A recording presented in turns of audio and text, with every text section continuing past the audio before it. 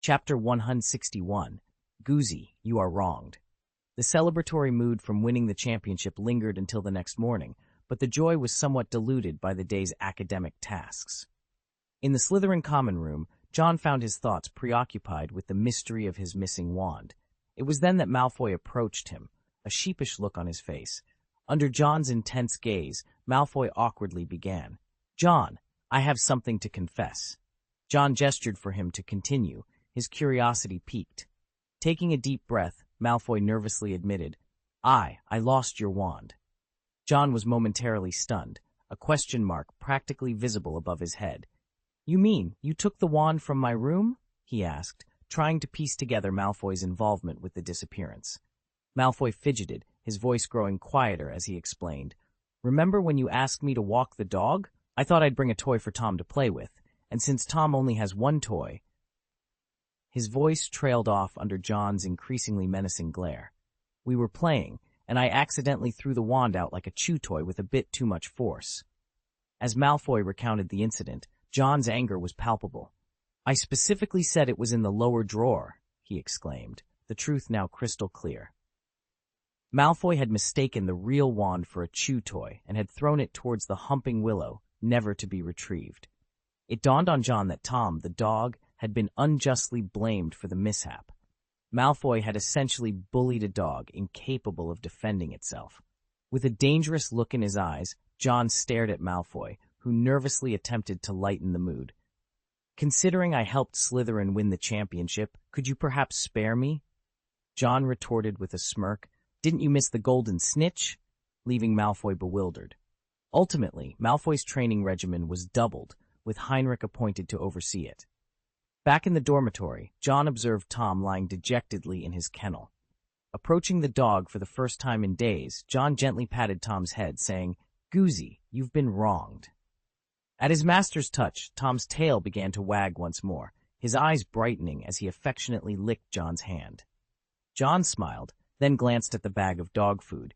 "You may not have taken the wand, but I haven't forgotten about the dog food incident." Tom's tail ceased its wagging, and he resumed his forlorn demeanor. "I'm just teasing. You're free to play, but only within the common room," John said, lifting Tom's spirits once again. Reflecting on his interactions with Sirius, John considered the complexity of their situation. Crookshanks was busy hunting mice, while Tom was merely enamored with the presence of a large black dog. John realized that, aside from providing dog food, he hadn't really assisted Sirius, who, according to his own testimony under Veritaserum, had been wrongfully accused. Pondering Sirius Black's innocence and his role as Harry's godfather, John debated whether to inform Harry. However, he anticipated Ron's skepticism, especially without concrete evidence. Moreover, Ron might suspect John of conspiring with Sirius against Harry, given the loss of his pet rat, Scabbers. John was unconvinced of Peter Pettigrew's death. The notion of an animagus being easily killed by a cat seemed far-fetched. According to Sirius, Pettigrew had faked his own death before, and it was likely he had done so again. Sirius Black remains at large, and the truth about the castle is still shrouded in mystery, John mused, contemplating the implications of these revelations. After pondering the situation, John felt a wave of exhaustion wash over him. Ron, in his eyes, seemed to have an unshakable loyalty to his friends, akin to that of a steadfast rock. Currently, John found himself in an uneasy alliance with Professor Snape, who had yet to question him about how he managed to capture Sirius. This silence from Snape suggested a curiosity about how John intended to handle the situation. With this in mind, John resolved to write to Rufus Score, IMGOR. He retreated to the secret room to consume the last bottle of soul potion, which, as he had hoped, finally healed his right hand.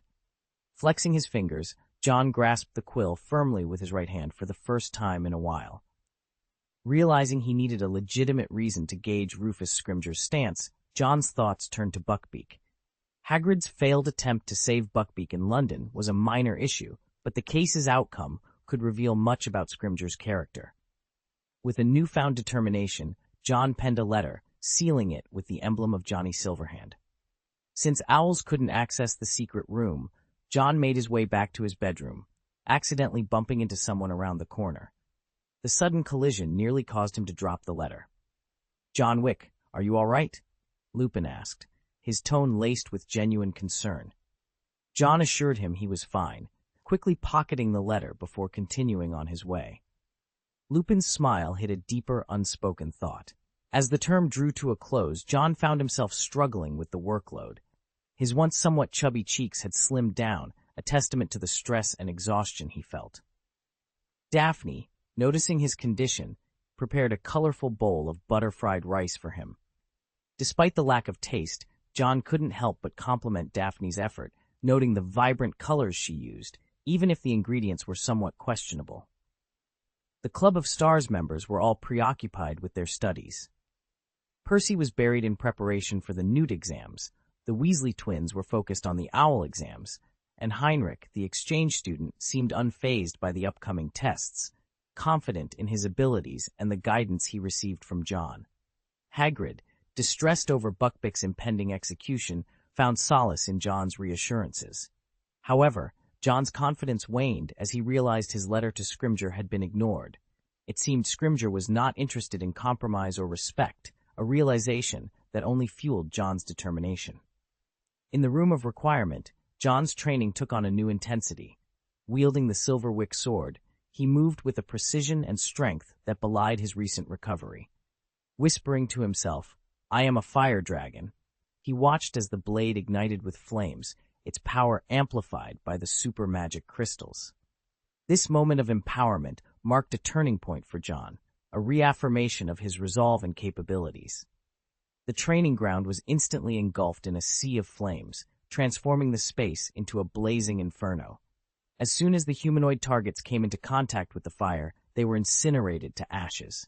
Amidst the scorching flames, a dragon made of fire took form, its presence dominating the area. John, wielding a silver sword, directed the fire dragon with precision. A swift slash, illuminated by a silver glow amidst the flames, decimated the remaining targets in less than 3 seconds. Lowering his silver sword, John watched as the flames obliquely receded back into the blade. The once rampant fire now seemed like a tamed beast, disappearing into the sword's metal. This power surpasses that of the flame curse. Is this the strength gained from infusing it with a soul? John mused, clearly pleased with the outcome. He reflected on how he had almost missed the opportunity to become akin to a Thunderbird. His gaze then shifted to the super magic power crystal situated at the far end of the training ground. The crystal pulsed with a vibrant purple energy, its surface marred by cracks that seemed to threaten its integrity. It still requires cautious handling, John thought to himself. The crystal had been artificially enhanced, pushing its capabilities beyond their natural limits. As a result, the super magic crystal lacked durability, and unleashing its power was akin to setting off a massive bomb in a confined space. John pondered the consequences of such an explosion, questioning whether he would be able to contain it. The transformation of the training ground into a battlefield of flames and the subsequent control exhibited by John showcased not only the raw power at his disposal, but also the delicate balance required in wielding such force. The potential for destruction was immense, a fact that John acknowledged as he contemplated the limits and responsibilities of his newfound power. Chapter 162, Rebellion and Examination. The Minister of Magic, Rufus Scrimgeour, seemed to be showing signs of rebellion. A week before the exams, John received a letter from him. Scrimgeour claimed that his duties as minister had kept him from responding sooner. John couldn't help but sneer at this excuse. It was clear to him that Scrimgeour was trying to assert his independence now that he was in office, suggesting that he was too busy with official matters to be concerned with anything else. The underlying message was clear. He was now untouchable, even by the likes of Merlin or Buckbeak. John didn't bother replying.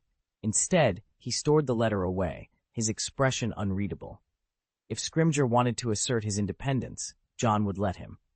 Meanwhile, John redoubled his efforts to locate Peter Pettigrew, keeping the Marauders map active around the clock in hopes of capturing him. Trying to lighten his mood, John tossed a stick for Tom to fetch and sat on the lawn, enjoying a moment of leisure. Daphne, busy with her own studies, hadn't had time to cook, sparing John from her culinary experiments. With exams approaching, classes had lightened their workload, giving students ample time to review. John fiddled with a badge in his hand, recalling how he had used it to contact Professor Snape. The badge was a means of communication within the Kwunxing Club, a student organization John had no intention of hiding. However, Snape, clearly disinterested, had removed his badge in disdain. It was obvious to John that no professor, especially one loyal to Dumbledore like Snape, would join a student club. The 9th badge remained unassigned. John wondered if Snape would inform Dumbledore about Sirius's confinement in the Forbidden Forest, a place John visited occasionally. Sirius, for his part, had been relatively well-behaved, finding the forest a paradise compared to Azkaban. Hagrid and Hermione were busy with their efforts to save Buckbeak, Hermione somehow finding the time to gather information despite the impending exams. John marveled at her dedication, knowing she would usually be buried in her studies. The library was crowded with students reviewing for exams, leaving only a few seats available. John, there to return some overdue books, noticed Mrs. Pince's surprise at the number of restricted books he had borrowed. With the books returned, John focused on preparing for the exams. A week passed, and the day of the exams arrived. The first exam was Transfiguration, where John successfully transformed a teapot into a turtle under Professor McGonagall's supervision. She praised his work, and John moved on to his next exams in arithmancy and divination, subjects overseen by Professor Vector. It was John's first encounter with the professor, who was curious about the student who had been absent for a year. The exams went smoothly, and by lunchtime, John was ready for a simple meal of bread and water, while Daphne took his place in the ongoing preparations and studies. John reluctantly finished his plate of mango pasta, a dish that could only be described as mediocre at best. Transfiguration this morning was incredibly difficult, Malfoy grumbled, his expression sour. Transfiguration was not his forte. John glanced at Daphne, who had been listening. With her excellent grades and proficiency in Transfiguration, she seemed unfazed by the challenge. In the afternoon, it was time for the spell test. Professor Flitwick looked at John with an expectant gaze, as if hoping for a remarkable improvement in the happy charm. John's partner for the test was Goyle, who let out a laugh, leaving John on the verge of tears. "Mr. Wick, your execution of the happy charm was excellent. Goyle, you still need to practice, at least until you don't accidentally turn the happy charm into a sad charm," Professor Flitwick commented. Despite clearly failing the exam, Goyle emerged with a bright smile, mistakenly believing he had performed well. After the charms exam, John proceeded to his ancient runes test, a subject he found remarkably easy. Why? Professor Bathsheba Babbling was taken aback by John's performance, her expression one of disbelief at the ease with which he answered the questions. For John, who was exceptionally skilled in runes, teaching the subject seemed like a plausible future endeavor. John concluded his first day of exams, feeling more relaxed than nervous, performing at his usual level of competence. At dinner, Daphne mentioned the difficulty of the day's topics, though her expression betrayed a confidence that suggested she was among the top performers. Malfoy, on the other hand, appeared despondent, facing the prospect of additional training as punishment for concealing the loss of his wand. He was required to practice 3 times more than usual until the end of the term. The next day brought an unexpected task from Hagrid. Despite extensive lessons on fantastic beasts, the students were assigned to care for flobberworms, with the simple goal of keeping them alive for an hour. John couldn't help but think Hagrid was taking it a bit too easy. After all, flobberworms required minimal attention to survive. This task seemed like a brief respite in a week filled with rigorous exams. John observed Hagrid engaging in light-hearted conversation with a few students while they checked on the flobberworm's well-being. In the afternoon, the atmosphere tensed again for the potion test, filled with the sounds of distress. Malfoy, however, seemed in his element, smugly observing the struggling Gryffindors. The task was to brew a confusion potion, a concoction designed to disorient its consumer. The main challenge lay in achieving the correct thickness of the potion, a task that John found surprisingly straightforward. He was the first to complete the potion and submit it to Professor Snape for evaluation. Snape, maintaining his usual stoic demeanor, awarded John a perfect score. Glancing at Harry, who appeared perplexed, John contemplated offering a hint but decided against it, respecting Harry's journey as the chosen one. The evening brought astronomy classes atop the tallest tower, a location not far from the divination classroom. The third day of exams began with the history of magic, a subject so dull that John wondered if Professor Binns possessed the ability to hypnotize. The exam, focusing on witch hunts in the Middle Ages, was as tedious as the lectures. The sweltering classroom made students yearn for a refreshing bite of nut ice cream as they diligently scribbled their answers on parchment. Professor Binns collected the papers with his usual lack of enthusiasm, unaffected by the oppressive heat. The heat persisted into the afternoon's herbology exam. The greenhouse under the relentless sun became stifling, causing a Slytherin student to nearly faint. Once the exam concluded, everyone eagerly escaped the greenhouse in search of cooler surroundings. Thursday marked the last day of exams. Professor Lupin, a favorite among the students, had devised the most enjoyable test, an outdoor obstacle course. John navigated through the challenges, including crossing a deep pond, with a mix of determination and skill, showcasing his adaptability and quick thinking.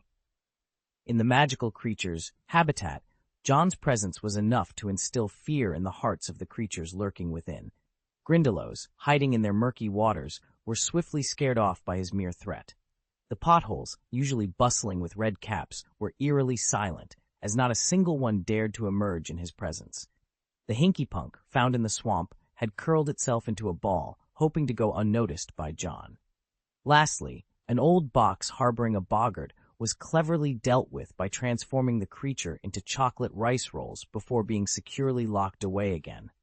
John humorously warned the boggart to get out of China with your chocolate rice rolls, showcasing his unique approach to handling magical creatures. The final two exams, divination and Muggle studies, were up next. John breezed through divination without the need for any predictions, securing full marks effortlessly. The sensation of having an unfair advantage was strangely exhilarating. Professor Trelawney, before he left, ominously mentioned that the prophecy he had made at the beginning of the school year was nearing its fulfillment. This revelation momentarily stunned John as he pondered the implications of his earlier prophecy. Muggle studies concluded with a simple question about the purpose of a rubber duck, which John answered without difficulty. As he exited the examination room, an owl landed on his arm, delivering a letter from Hagrid. The letter bore bad news. Buckbeak's appeal had failed. John immediately understood that Rufus Scrimgeour had a hand in this decision. Despite John's efforts to persuade a Slytherin classmate to withdraw the complaint against Buckbeak, Scrimgeour's determination prevailed. It seemed Scrimgeour was using Buckbeak's situation to test John to gauge his reactions and decisions moving forward. John couldn't help but sneer at the calculated move. Hey, it's a clever scheme. I suppose he thinks Johnny Silverhand won't turn hostile over a hippogriff, he mused. In his view, the situation wasn't personally painful, but it was undeniably irritating. John's handling of magical creatures, his effortless success in exams, and his reaction to Buckbeak's failed appeal painted a picture of a student who was not only powerful and intelligent, but also deeply connected to the creatures and people around him. His interactions with the magical world around him were marked by a blend of humor, cleverness, and a readiness to confront challenges head-on, even when faced with the machinations of figures like Rufus Scrimgeour. Chapter 163, Execution and Ticking. Rufus Scrimgeour was in a state of urgency, having dispatched additional Dementors to Hogwarts. Since assuming his role, he had promised to abandon mere rhetoric. Yet nearly half a year had passed without any sign of Sirius Black. The disappearance of a dozen Dementors, attributed to Sirius, only added to the Ministry of Magic's embarrassment. Now, capturing Sirius seemed the only way to remove the interim label from his title and restore the Ministry's credibility. John encountered a grim-faced Scrimgeour within the castle walls, clearly in a foul mood. Scrimgeour's arrival, flanked by witnesses and executioners from the Committee for the Disposal of Dangerous Creatures, was a significant event. For a man of Scrimgeour's background, an Auror known for his toughness, being involved in such a matter seemed beneath him. It was evident he had a specific agenda in mind. I wonder if Johnny's silver hand is deemed unreliable, prompting him to seek a new ally? John mused, watching Scrimger head towards the headmaster's office for a discussion. It's a shame. As Minister of Magic, one might wield significant influence, but Scrimger, still only the interim minister, has yet to win Dumbledore's approval. The execution at sunset? Buckbeak has become a pawn in their game, John thought, recalling Hagrid's letter. He felt a pang of sympathy for Hagrid. Time to seek solace, John sighed, making his way to the Society of Stars' secret chamber. With the holidays approaching, there were matters within the chamber that required his attention. Upon reaching the 4th floor, John inspected the enchantments he had left in place. Although others had entered the vicinity, they remained oblivious to the secret door's magic, which didn't concern John at the moment. Inside, he found the firebolt, meticulously maintained and returned to its rightful spot, clearly Malfoy's handiwork. John then proceeded to the armory's secret passage, summoning the silver Wick sword. Noticing an additional crack in the super magic crystal, he completed his inspection and glanced at the new shoes on the table before putting them on. His attention then turned to the ring of spells. The ring, now as black as ink, with its gem completely darkened, resembled an abyss. The soul-devouring curse must be used sparingly, he reminded himself, observing a tiny crack in the ring. A ring, after all, was not designed to contain immense magical power and could break under the strain, just as the magic power crystal had. John packed the Heart of Silence and the newly crafted Ring of Spells into a small bag. These items were not casually sold at Johnny Silverhand's store. Customers were carefully vetted before purchase. Of course, some dark wizards managed to acquire them. Nocturne Alley thrived on such gray market dealings, albeit at a steep price. The bag, enchanted with the no-trace stretching charm, did not reduce the weight of its contents. However, an alchemical product from Nicholas Flamel, it was also enchanted with a floating charm, keeping it perpetually light. Originally intended for Madame LeMay, it had been gifted to John as the couple departed this world. With everything packed, including 10 magic crystals, 5 from the Chamber of Secrets, and 5 crafted by John himself, he made his way to dinner, arriving on time for once. Upon entering, he noticed Malfoy, fresh from exams, boasting with an air of nonchalance. It was a performance designed to impress, suggesting everything was effortlessly within his grasp. John quietly observed, taking a seat to watch Malfoy's charade unfold. Perhaps sensing John's scrutinizing gaze, Malfoy settled down with an awkward smile, barely managing to sit before John's unyielding stare. John remarked, "Is your training task complete?" as he observed Malfoy, whose expression was one of surprise, seemingly unprepared for the final exam's practice. Upon locking eyes with John, Malfoy quickly responded, "I'll go right away," and dashed off, followed closely by Goyle and Crabbe, who hastily crammed bread into their mouths before leaving. Daphne was taken aback by John's punctuality at mealtime and his lack of preparation for his own meal. As she moved to demonstrate her culinary skills, John, in a panic, stuffed his mouth with bread, claiming he was full. He noticed the trio had finished their meal, their faces etched with concern as they discussed Hagrid and decided to leave. Unbeknownst to them, John followed closely behind. Passing a broom cupboard, John paused, puzzled. Who would be so bold, he mused, finding the choice of location for a date peculiar. Shaking his head, he moved on. Moments later, the cupboard emitted 2 sighs of relief, with a boy's voice questioning if they had been seen, and a girl's voice responding uncertainly. Outside Hagrid's hut, John noticed the interim Minister of Magic, Rufus Scrimger, descending the stairs with a stern look, flanked by 2 members of the Dangerous Animals Committee. This delayed John slightly. Upon arrival, he saw Buckbeak in the pumpkin patch and deduced that Harry and the others were inside, comforting Hagrid. Hearing jars break inside, he sensed Hagrid's distress. Approaching Buckbeak, John bowed, receiving a bow in return. He contemplated freeing Buckbeak, but decided against it to avoid implicating Hagrid. "Go in peace," he whispered, patting Buckbeak before turning to leave, choosing not to intrude on Hagrid's sorrow. As he turned away, John paused, drawn to the woods behind the pumpkin patch. His keen eyes detected movement, prompting him to investigate. However, the presence in the woods retreated. John, now curious, considered exploring further. Suddenly, the quiet was broken by distant voices. Checking his pocket watch, John noted the time and observed the setting sun over the forbidden forest. A group, including the Dangerous Animals Committee, Scrimgeour, and Dumbledore, approached from the castle. Realizing he couldn't conceal the truth from Dumbledore, John decided to leave. Shortly after, Harry, Hermione, and another emerged from Hagrid's hut under an invisibility cloak. In the woods, Harry and Hermione, both sporting hemostatic stickers, were puzzled by John's perceptiveness.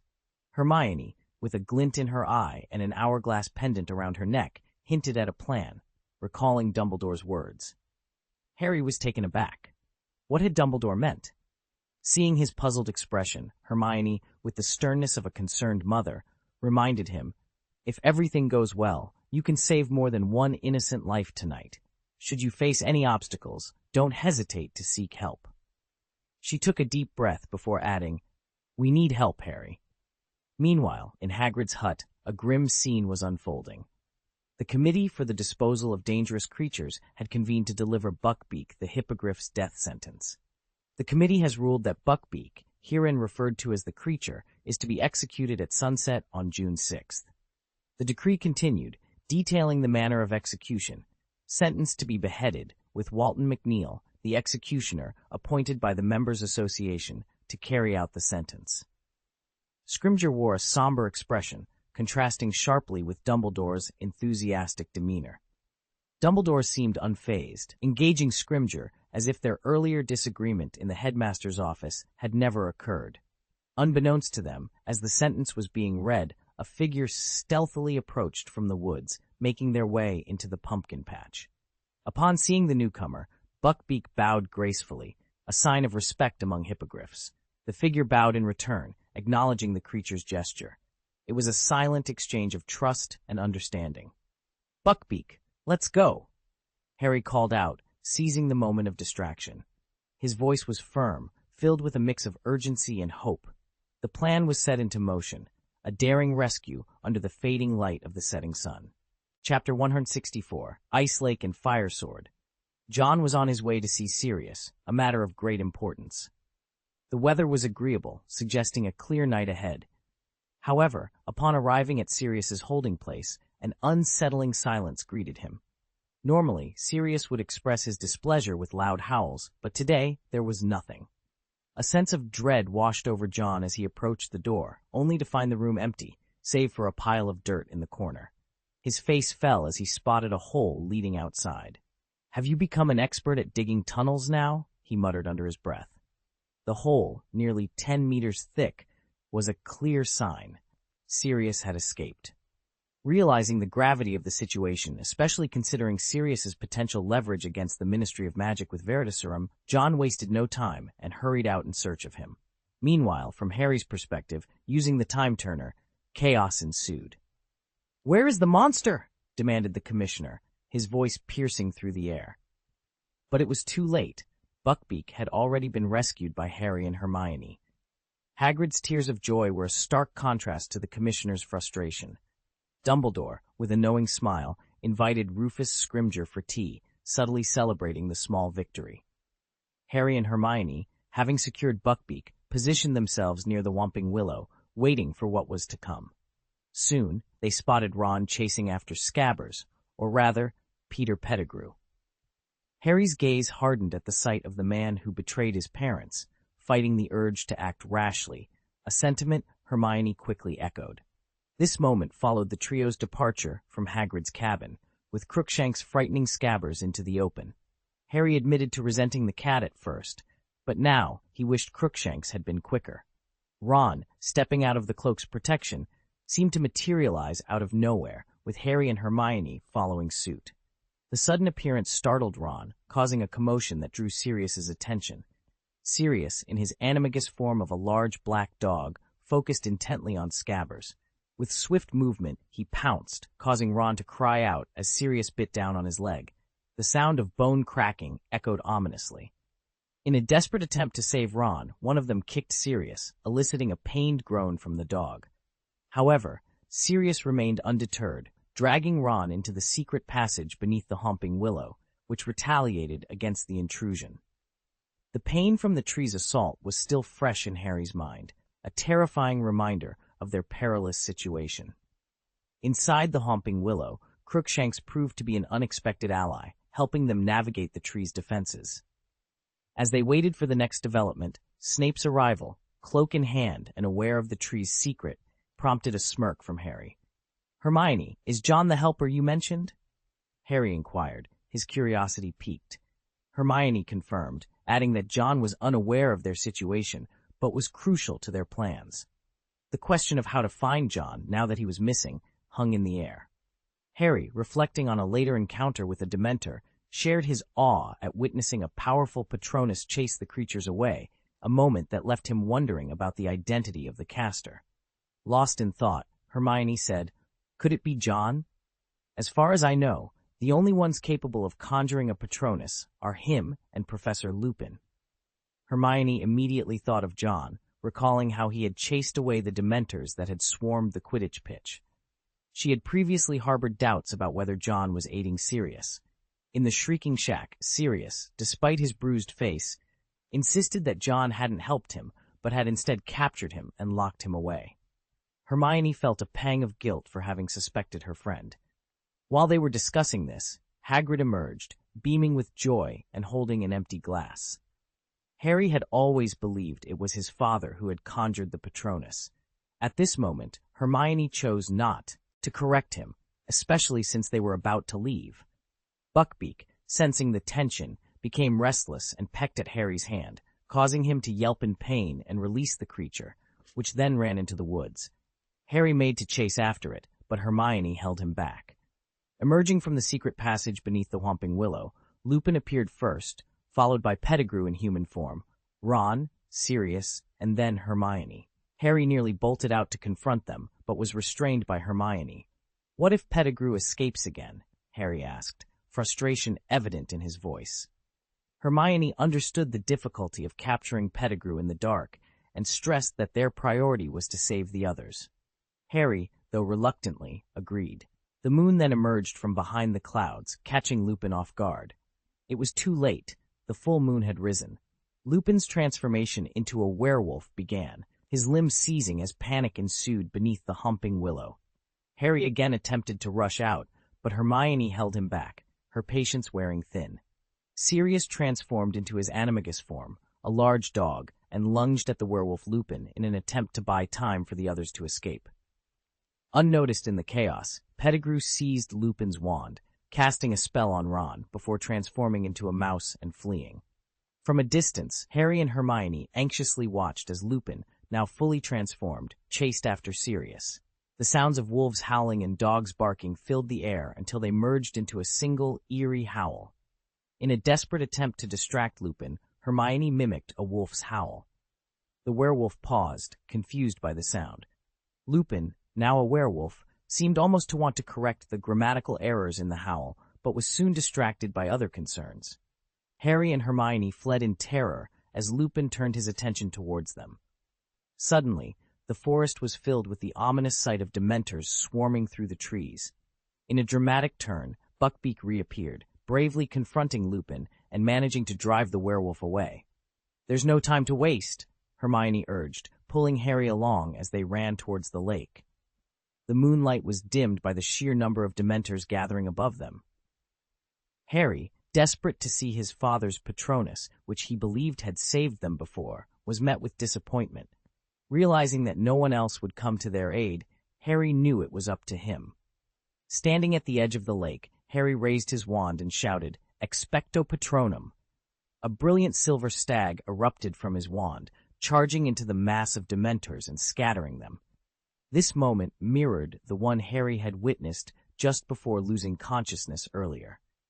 Overwhelmed by the realization that it was he, not his father, who had conjured the Patronum, Harry was filled with a complex mix of emotions. Hermione screamed, "Harry!" Snapping back to reality, Harry saw the sky darkened by a swarm of Dementors. Despite the strength of his stag Patronus, it was struggling against the sheer number. Panic surged through both him and Hermione as they watched a Dementor fly menacingly towards Sirius, its intent clear, to suck out his soul. More Dementors were closing in on them, and Harry desperately maneuvered his Patronus to fend them off.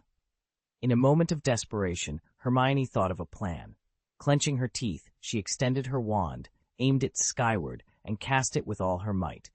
Lumos Maxima, a ball of light shot from her wand, soaring into the sky before exploding into a brilliant burst of light. Hermione, what are you doing? The Patronus charm is what works on Dementors, not light spells, Harry yelled, thinking she was confused.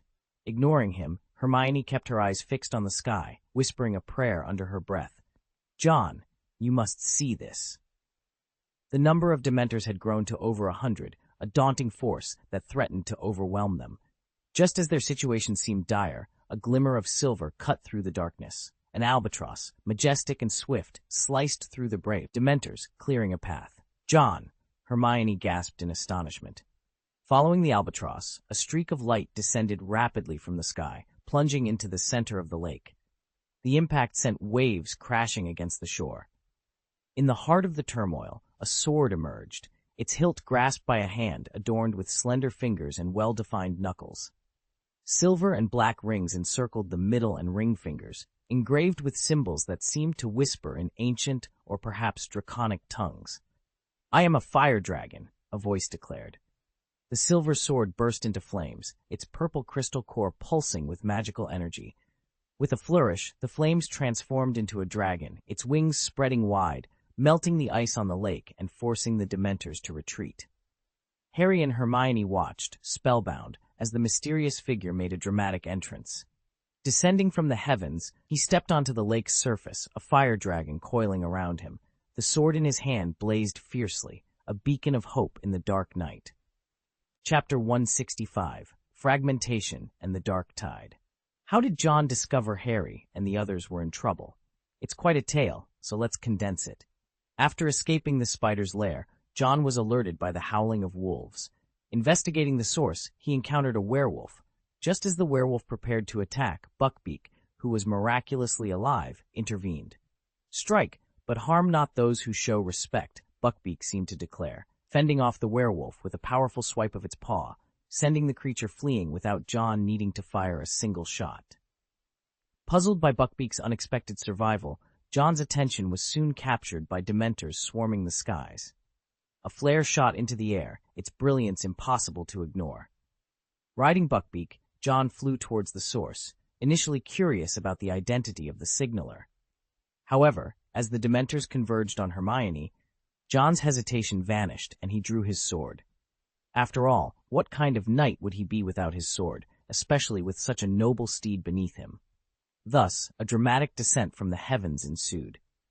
Ding, challenge task triggered, expel the Dementor, receive +2 to any stat.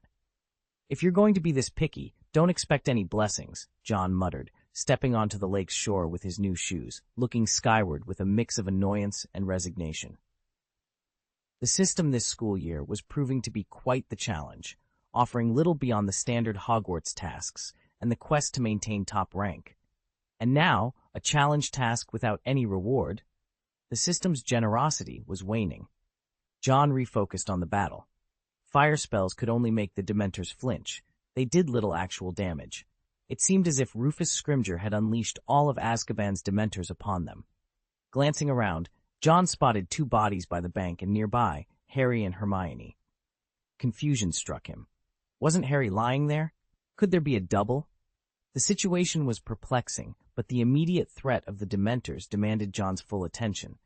He summoned his Patronus, a majestic albatross, to fend off the dark creatures. As Harry's stag Patronus faded, he watched in awe as John made a dramatic entrance. "John, be careful," Hermione shouted, spotting a Dementor closing in on him. The albatross Patronus swiftly dispatched the threat. However, the Dementors, undeterred, shifted their focus to Sirius. John, seeing the danger, intervened with his Patronus, protecting both Sirius and Harry, whose true identity he still questioned. As the Dementors turned their attention back to John, Hermione and Harry prepared to counterattack. But Harry's strength was waning. The sheer number of Dementors was overwhelming. Landing by the lake, John found himself surrounded. Recognized by some of the Dementors, they attempted to drain his soul. Unwilling to hold back, John unleashed the Soul Eater curse.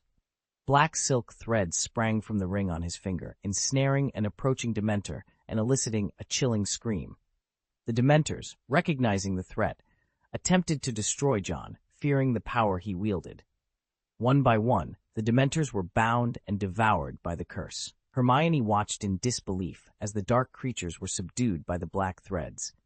John, like a dark weaver, spun the threads into a tangled web of curses. Souls hovered nearby, but John had no time to dwell on them. Suddenly, a crisp crack echoed. John's expression turned to horror as he noticed the widening crack on his black ring. In the next moment, the ring was covered in fractures. As the curse's power grew, the ring could no longer contain it, threatening to unleash an uncontrollable force. The ring shattered and exploded, its fragments scattering in all directions. Amidst the chaos, the black gem continued its relentless absorption. John sensed the impending danger as the silver ring morphed into a hand, seizing the black gemstone with an iron grip. The 6 magical power crystals were operating at their maximum capacity, their surging energies forming a cage in a desperate attempt to contain the curse. With the original container destroyed, John had no choice but to transfer the curse into the limited gauntlet temporarily. On the gauntlet, black tendrils resembling thin nerves sprouted, weaving a complex pattern.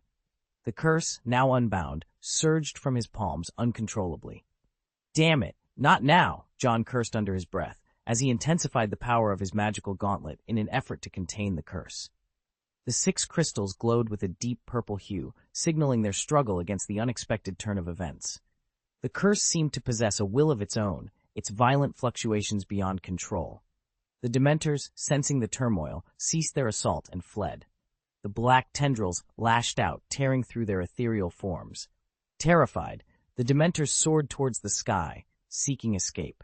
Despite their efforts, nearly 20 were consumed by the curse. "Great!" Hermione exclaimed, her voice tinged with surprise. Noticing John's focus, she urged, "John, we need to go." John remained steadfast, aware that time was of the essence. Hermione, growing anxious, knew they could not afford any delays if they were to save Sirius. She reached out to John, but he rebuked her sharply. "Get out of here!" Hermione hesitated, and in that moment, the black tendrils from John's hand shot towards her. She dodged swiftly, but the time turner was struck, a crack forming on its surface. Sand began to leak from the hourglass, and John felt a disorienting sense of displacement, as if being torn from the fabric of time and space. Without a second thought, John grasped the time turner, removing it from around his neck. Holding the time turner in one hand and the Soul Eater in the other, he said grimly, "Leave quickly. I'll handle this." Hermione, usually composed, found herself at a loss. Harry, sensing the urgency, took charge. "Hermione, listen to John," he said, pulling her away. Harry's resolve did not waver, even in the face of danger. He knew John would be all right, having seen him return safely to the school hospital before. Dumbledore's instructions to find John further reassured him that John would emerge unscathed. As they made their escape, Harry spotted someone emerging from the bushes. He knew they couldn't risk being seen together, so he hurried Hermione away with a mix of urgency and determination. Once alone, John could finally focus on the task at hand. The sensation of being peeled away from reality intensified as the sand from the time turner melded with his being. The world around him flickered between day and night, a clear sign of time magic at work. John found himself in the midst of a flashback, witnessing a scene of a dark-haired boy being bullied by his peers. A girl intervened, only to be rebuffed by the boy, leaving the scene in sadness. John couldn't dwell on the familiarity of the boy, as the pull of time magic whisked him away to another memory. This time, a handsome boy confronted Hagrid, expressing his concern for the school's safety. The scene shifted once more, revealing the same boy, now with a look of greed and longing as he caressed an ancient book. Caught in the whirlwind of time and soul magic, John realized the gravity of wielding 2 of the most forbidden powers in the magical world. In his gaze, the cover of the book bore the title Secrets of Cutting-Edge Black Magic. As he continued to observe, his vision shifted to a classroom where a male professor was teaching defense against the dark arts.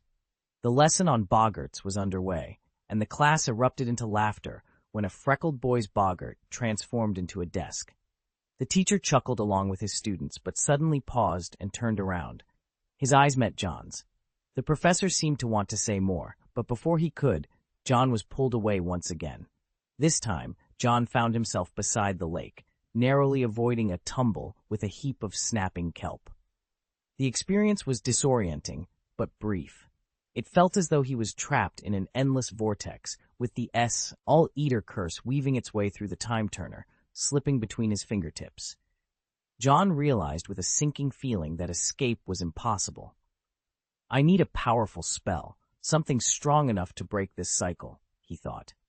However, John knew he lacked the magical strength required. His gaze then fell upon a silver sword nearby, which, due to its proximity, had also been caught in the temporal chaos. With a determined expression, John prepared for what might be his final act. "Fred," he heard George's voice call out after another temporal leap, amidst a cacophony of other sounds. Fred's attention was drawn to a wall that had just exploded. Perhaps it was the adrenaline or the clarity that comes with facing one's end, but his vision sharpened. Debris flew towards him, carrying a deadly curse. Was this how he would die? In that critical moment, he spotted an unexpected figure. "John?" Fred uttered in disbelief. Without hesitation, John released his grip. The Soul Eater curse, no longer contained, swiftly enveloped the hourglass. In a matter of seconds, it consumed the hourglass and morphed into a ghastly human face. Without a second thought, John seized the silver Wick sword. Gripping it with both hands, he thrust it into the spectral face with all his might. The moment the sword made contact, all the magical energy suppressed within the supermagic crystal was unleashed. The crystal shattered, and the sword's blade cracked, scattering silver fragments. Centered on John, a massive wave of magical energy burst forth in hues of purple, black, white, and gold, radiating outward in a spectacular explosion. Had it not been for the temporal force field, the blast could have engulfed the entire castle. John, standing before Fred, was consumed by the explosion and vanished from sight. The curse that had been hurtling towards Fred was obliterated by the force of the blast, and he was merely knocked back by the residual magic. Chapter 166, Time's Chasm and the Gate of Eternity. Time halted. Voices vanished. Space plunged into darkness. Suddenly a crack materialized out of nowhere, wide enough for only one person to pass through. John, holding the remnants of the silver Wick sword, which was now reduced to a third of its original size, observed as the supermagic crystal that once adorned its hilt had vanished, leaving behind a majestic purple hue created by magical power. Taking a step forward, John pondered the aftermath of the massive explosion he had survived. He had expected to be severely injured, yet it seemed the magic had spared him from the worst. The magic crystal embedded in his gauntlet was destroyed, and as he tentatively inserted the silver Wick sword into the crack, it disappeared without a trace. It was as if the sword had never existed. Trapped in this unchanging space, John realized his only option was to move forward or remain lost forever. Taking a deep breath, John tightly gripped his wand. He noticed a golden mark beneath the skin of his left hand, indelible and mysterious, contrasting with a black mark on his other hand. With no other choice, he stepped towards the crack. Beyond the crack lay an expanse of nothingness, devoid of any sense of direction, with countless shattered mirrors scattered in every direction. If the misty illusion was akin to minimalist art, this place was its complex and ornate counterpart. Walking on the mirrors produced a creaking sound, yet they held firm under John's weight. Without any indication of an exit, John had no choice but to press on, realizing his sword was nowhere to be found. Could it have ended up somewhere else, he wondered, choosing a direction to explore. After an indeterminate amount of time, John encountered a mirror. Upon touching it, the reflection shifted, revealing a disheveled man feverishly adding ingredients to a cauldron. His face twisted in madness, he severed his own hand in a fit of rage after an insult from his wife, who fled in terror. Undeterred, the man continued his alchemical pursuits for 10 years, dying without achieving his desired result. John, intrigued, touched another mirror. This one showed a different alchemist, one who led a seemingly perfect life filled with love and kindness. Yet, this man too was consumed by his secret alchemical endeavors, ultimately dying alone in his hidden laboratory. Mirror after mirror, John witnessed the lives of countless alchemists, each driven by an insatiable quest, regardless of their fortunes or miseries. Suddenly, a mirror revealed not a reflection, but a man looking directly at John with a knowing half-smile. "John Wick, I'm glad you've arrived," the figure spoke, stepping out of the mirror. He was adorned in feathers, resembling a large white bird, and appeared to be in his 20s, holding an oak cane. "You know me?" John asked, wary of the stranger. The man smiled warmly. "Of course I know you. I know all alchemists, but you are the most unique among them. You've reached this place in the blink of an eye." "Shining?" John queried, puzzled yet intrigued by the mysterious figure's knowledge and the enigmatic realm he had stumbled into. John followed the mysterious figure, his mind racing with the implications of their conversation. "Time seems to jump erratically here. The last visitor I saw has long since turned to dust, and yet you stand before me," the figure remarked, his eyes shimmering with a pink hue that seemed to pierce into John's very soul.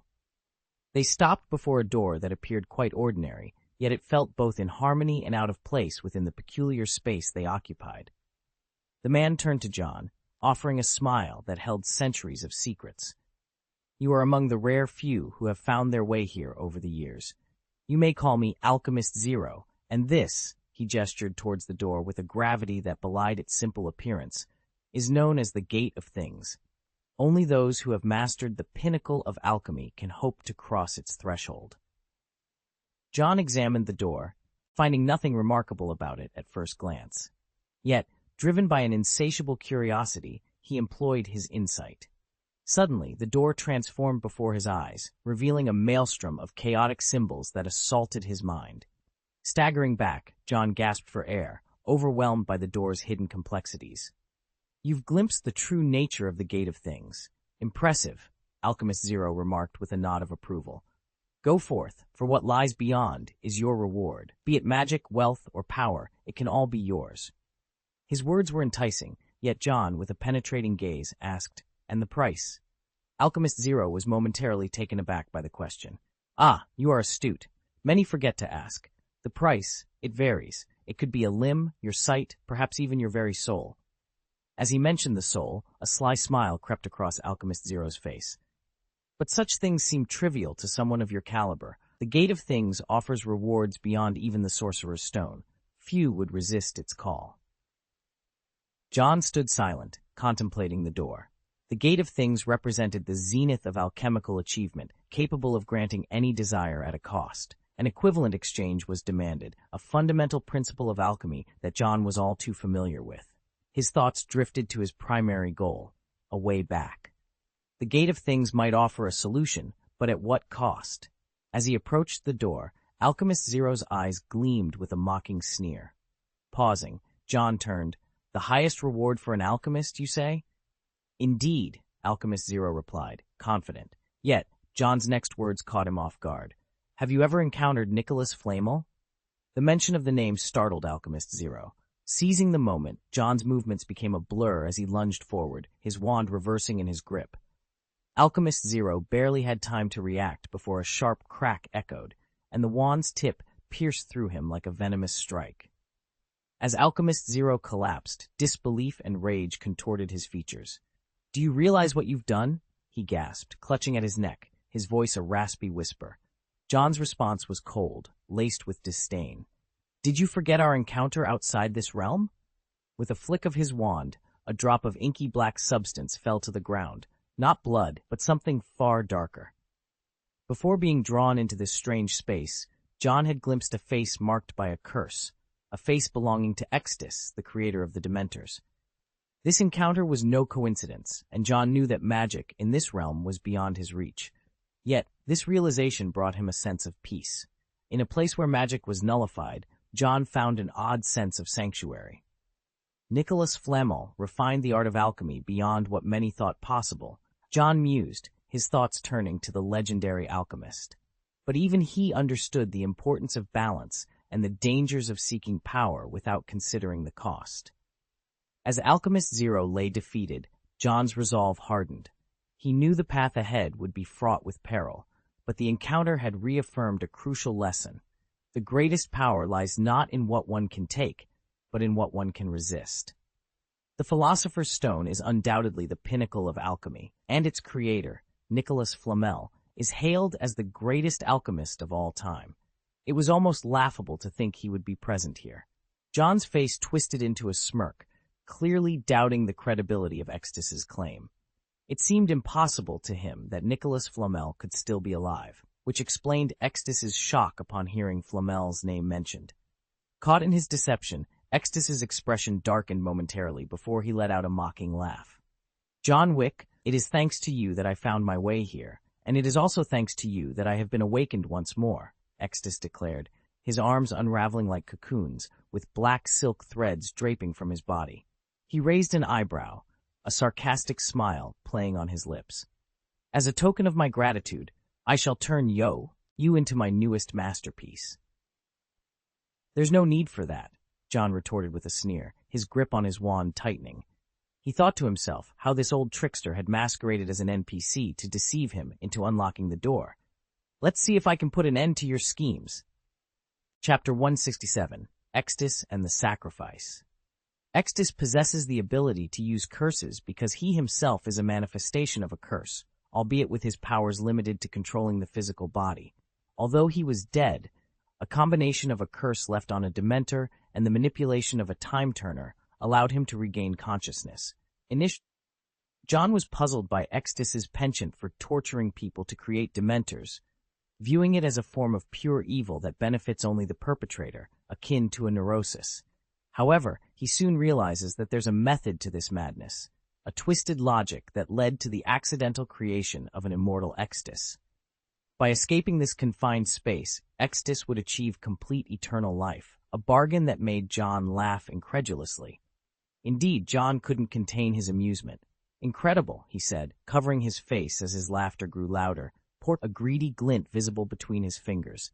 Even Extis was taken aback by this reaction. "It seems you're quite confident," Extis remarked, unable to tolerate such a demeanor. He was accustomed to being the one in control, and yet, here was John, looking at him as if he were merely an object, asking coldly, "What are you laughing at?" "Me? I'm just thinking of something amusing," John replied, struggling to suppress a smile. "You want me to open the door of things and use it to return to the world." Extis, realizing his plan was seen through, laughed maniacally. "You know, it doesn't matter. I will be the one to send you in." No, John quickly interjected, still smiling. "What if I told you I was planning to do the same?" A mirror floated between them, and in the blink of an eye, John vanished. Extis, caught off guard by the absence of any magical disturbance, was left bewildered. Then a whisper reached his ears. "Tell me, how valuable is a person who has lived for hundreds of years?" In frustration, Extis destroyed a mirror, only to find it empty. "Get me out," he demanded, his white feathers turning ominously black. He unleashed a flurry of curses, but John, like a specter, darted between the mirrors, evading capture. When Extis paused, John seized the moment. A silver hand swiftly covered Extis's mouth and nose, and before he could react, a wand pierced his neck. Such a wound would be lethal to a mortal, but Extis, being a cursed entity, was shocked. His body exploded into a black tide, attempting to engulf John, who merely touched a mirror and reappeared behind another. Extis reformed, staring at John with pink eyes filled with disbelief. John, twirling his wand with ease, taunted, "Wizards without magic, did you think you were powerless? You relied on me to enter this place. It seems you haven't changed since your living days," John remarked, his laughter igniting Extis's fury. "When the two taboos meet, the door of things will reveal the path to the ultimate," Extis declared solemnly. "Beyond the door lie the regrets and desires that can be fulfilled." John had an epiphany. No wonder you create Dementors. He realized that Dementors were part of Extis's alternative study of souls, aiming to gather enough pure souls to open the door of things. However, failing to achieve this in life, Extis settled for using the Dementors themselves. John saw Dementors as soul purifiers, and indeed they were. But Extis's plan was foiled upon meeting John, who was not only a master of magic, but also cunning and resourceful. Extis launched another attack, but John effortlessly dodged and vanished behind a mirror once more. Frustrated, Extis shattered mirror after mirror, never catching John. Suddenly, a powerful force struck Extis from behind, propelling him forward. He tumbled towards the door of things, and as he looked up, he saw John opening the door. With a smile, John addressed the Gate of Things, proposing a trade based on the unique combination of soul and curse that Extus represented.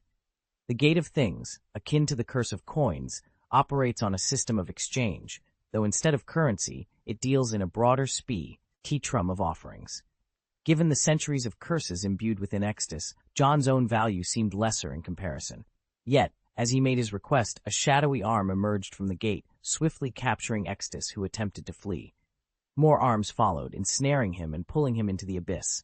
Clinging desperately to the doorframe, Extus's eyes darkened from pink to black as he glared at John, his voice filled with hatred and despair. "No, I won't let you go." His roar was akin to that of a beast caught in a trap, losing all semblance of composure. John approached calmly, methodically prying Extus's fingers from the frame.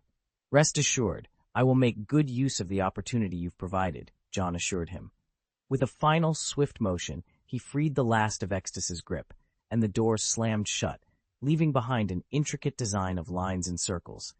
Upon reopening, the door revealed a stark white space, housing 3 distinct gates, one white, symbolizing life and death, a golden one, representing the past and future, and a silver gate of creation. Knowledge of these doors flooded John's mind upon entry, accompanied by a system notification offering a unique blessing based on his choice.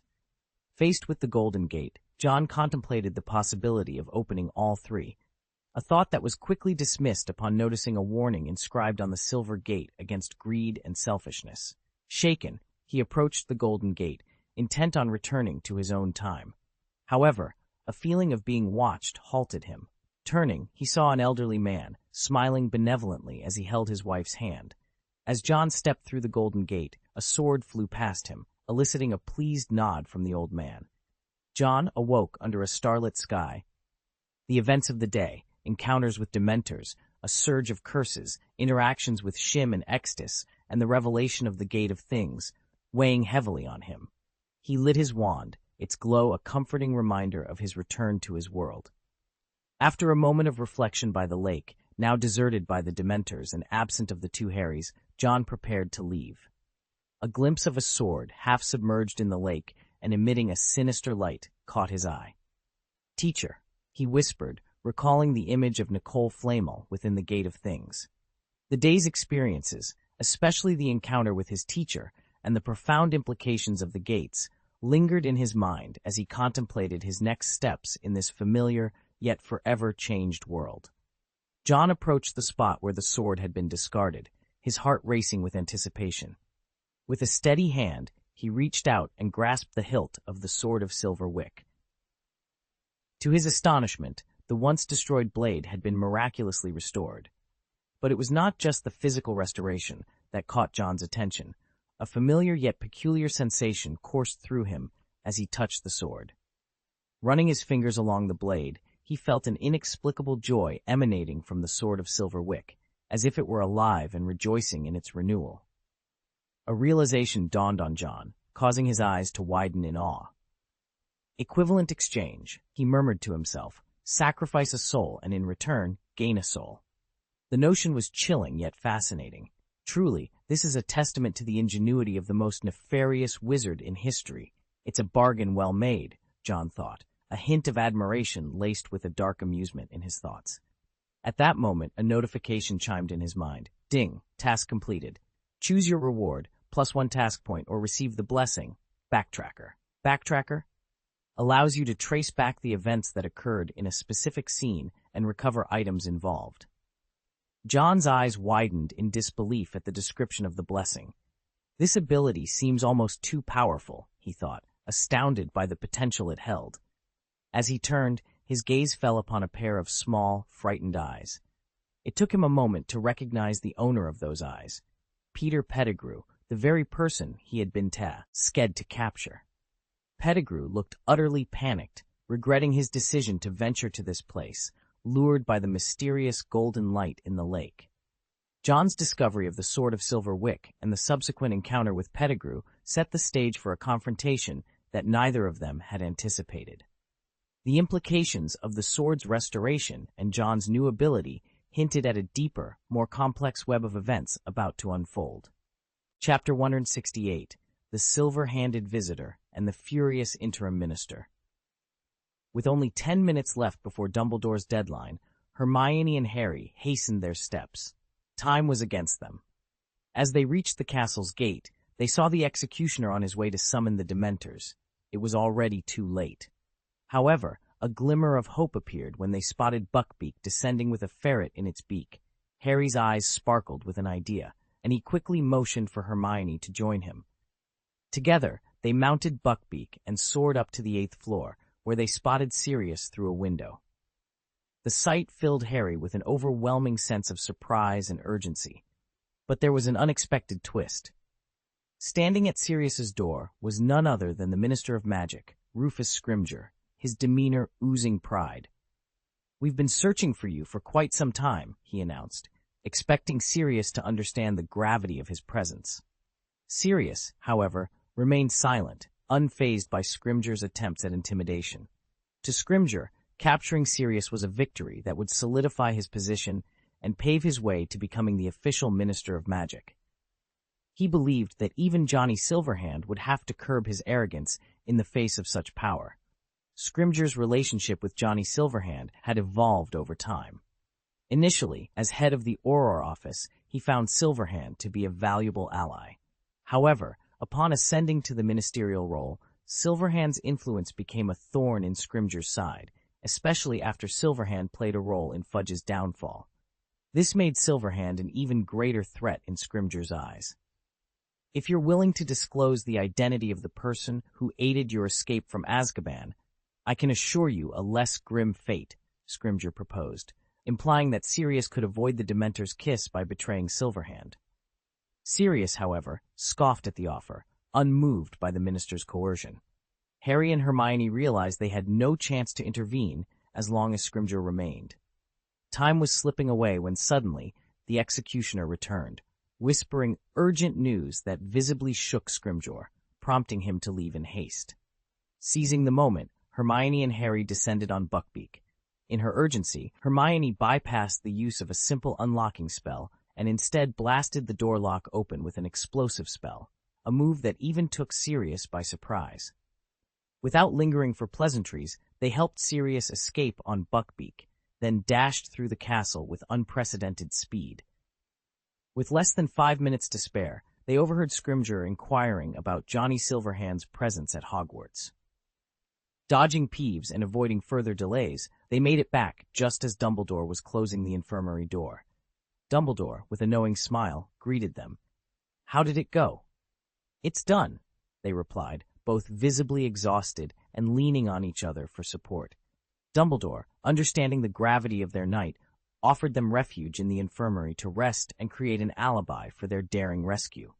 As Hermione and Harry settled in, Dumbledore's departure was hastened by an urgent whisper from Hermione about John.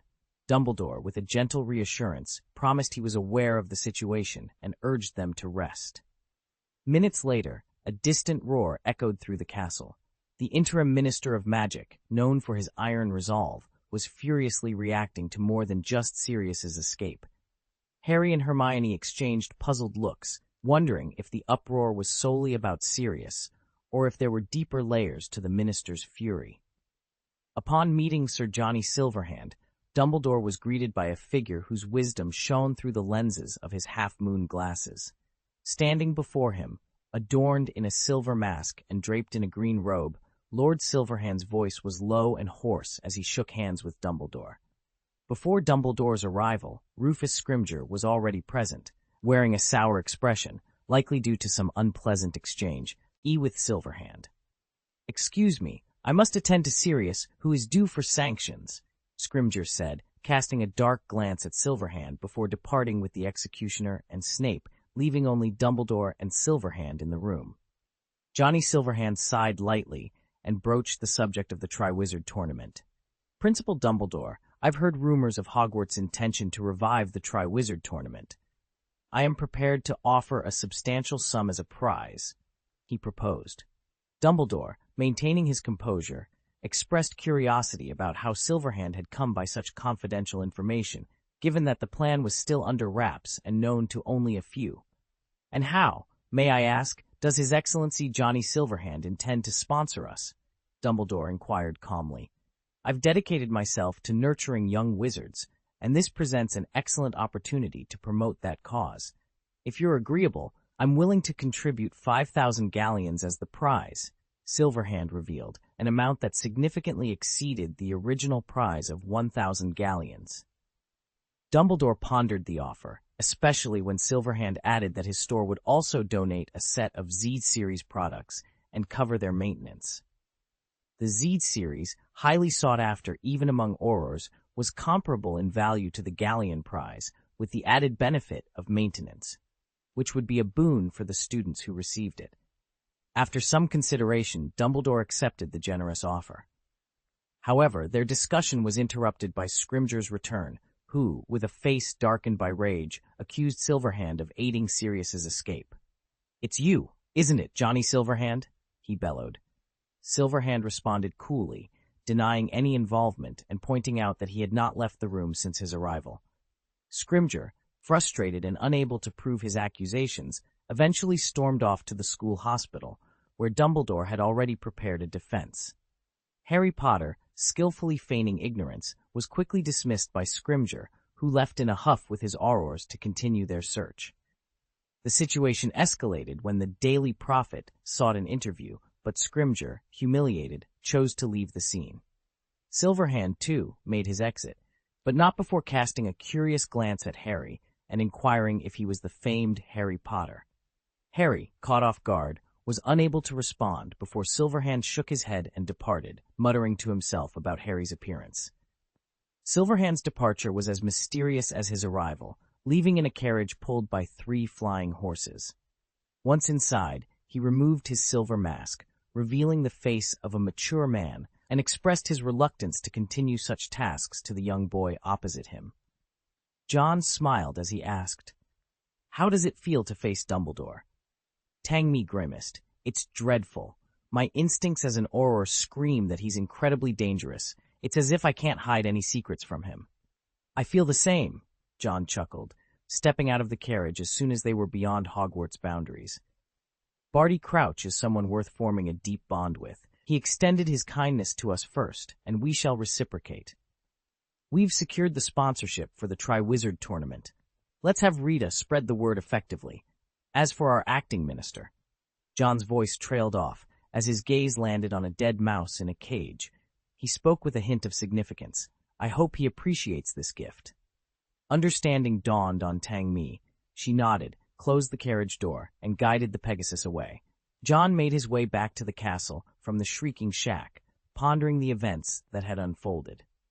Chapter 169, The Gathering of the Star Club. In the secret chamber of the Star Society, John took a leisurely bite of an apple before placing it on the table. Extending his left hand, a golden magic ring materialized, its design reminiscent of a tree branch, similar to those seen on the Gate of Things. He slipped the ring onto the apple, and with a slight twist, the portion he had bitten off regrew, seamlessly filling the gap. "It's fascinating, looking back," John mused, acknowledging that using the ring required the consumption of golden sand within his body. A single use would deplete half of his reserves, limiting him to a maximum of 2 uses per day. However, the golden sand would regenerate from the golden imprint by the next day. This ability, if wielded wisely, could be incredibly powerful. Turning his attention to his right hand, John observed the black mark that radiated a sinister aura. As he opened his palm, black silk threads emerged from his fingers, encircling the apple. In moments, the apple withered rapidly, eventually disintegrating into powder. This new version of the Soul Eater curse lacked Extas's consciousness but was equally potent. Golden hours, black souls, John reflected, contemplating the dual nature of the magic inscribed within him. He then stored away the remnants of the Soul Eater curse. On the table lay an exquisitely crafted hourglass, its top marred by a gap that had allowed all the sand to escape. A device capable of manipulating time, entrusted to a student by Dumbledore? John pondered, suspecting that the multiple appearances of Hermione he had witnessed were due to this very device. His thoughts darkened with a hint of dissatisfaction towards Dumbledore's apparent lack of trust in him. John considered repairing the hourglass using his retrospective ability, thereby gaining a device capable of time manipulation. However, he realized the importance of informing Dumbledore about the hourglass's damage to avoid any potential conflicts over its possession. As he contemplated, members of the Star Club began to arrive, taking their seats around the round table without disturbing John. Heinrich sat to John's left, with Daphne beside him, while the seat to John's right remained vacant until Percy, who arrived late, took it. The seating arrangement subtly reflected the members' perceived status within the group. Percy, apologizing for his tardiness due to his responsibilities as the student council president, noticed the hourglass and expressed surprise. "A time-turner?" he inquired. John, surprised by Percy's knowledge, learned that every student who took 12 courses had the opportunity to receive a time-turner, applied for by Professor Dumbledore. This revelation darkened John's mood, as he felt overlooked despite his achievements. Taking a deep breath to quell his dissatisfaction, John addressed the gathered members with a smile. "I'm delighted to see everyone here in the Star Club. This year has brought us closer together through various challenges." He turned to Neville, expressing his pleasure at Neville's self-discipline and remarkable transformation, setting a positive tone for the meeting. John observed Neville, who had undergone a remarkable transformation, resembling more a gym coach than the boy he once was. Neville's physical prowess was undeniable, his arm muscles bulging impressively. Had it not been for his familiar face, John might have struggled to recognize him. "With your current progress, Neville, you're not far from becoming a formidable boxer, capable of taking on Death Eaters in hand-to-hand combat," John remarked, half-jokingly. Neville, slightly embarrassed by the praise, scratched his head and smiled sheepishly. Turning his attention to Cedric, John noted the young man's unique charm, distinct from the typical Slytherin or Gryffindor demeanor. Even Heinrich, usually hard to impress, held Cedric in high regard. John felt a sense of pride in his ability to bring such diverse talents together. Malfoy, on the other hand, presented a contrast of appearance. Clothed, he seemed slender, but without his robes, his physique revealed a surprising strength, underscored by well-defined muscles. Daphne, known for her academic excellence and mastery of spells, unfortunately lacked culinary skills, a minor flaw in her otherwise impeccable persona. Heinrich stood as John's closest rival in terms of strength, while Percy, poised to become Barty Crouch's assistant at the Ministry of Magic, was earmarked by John for a significant role in their future endeavors.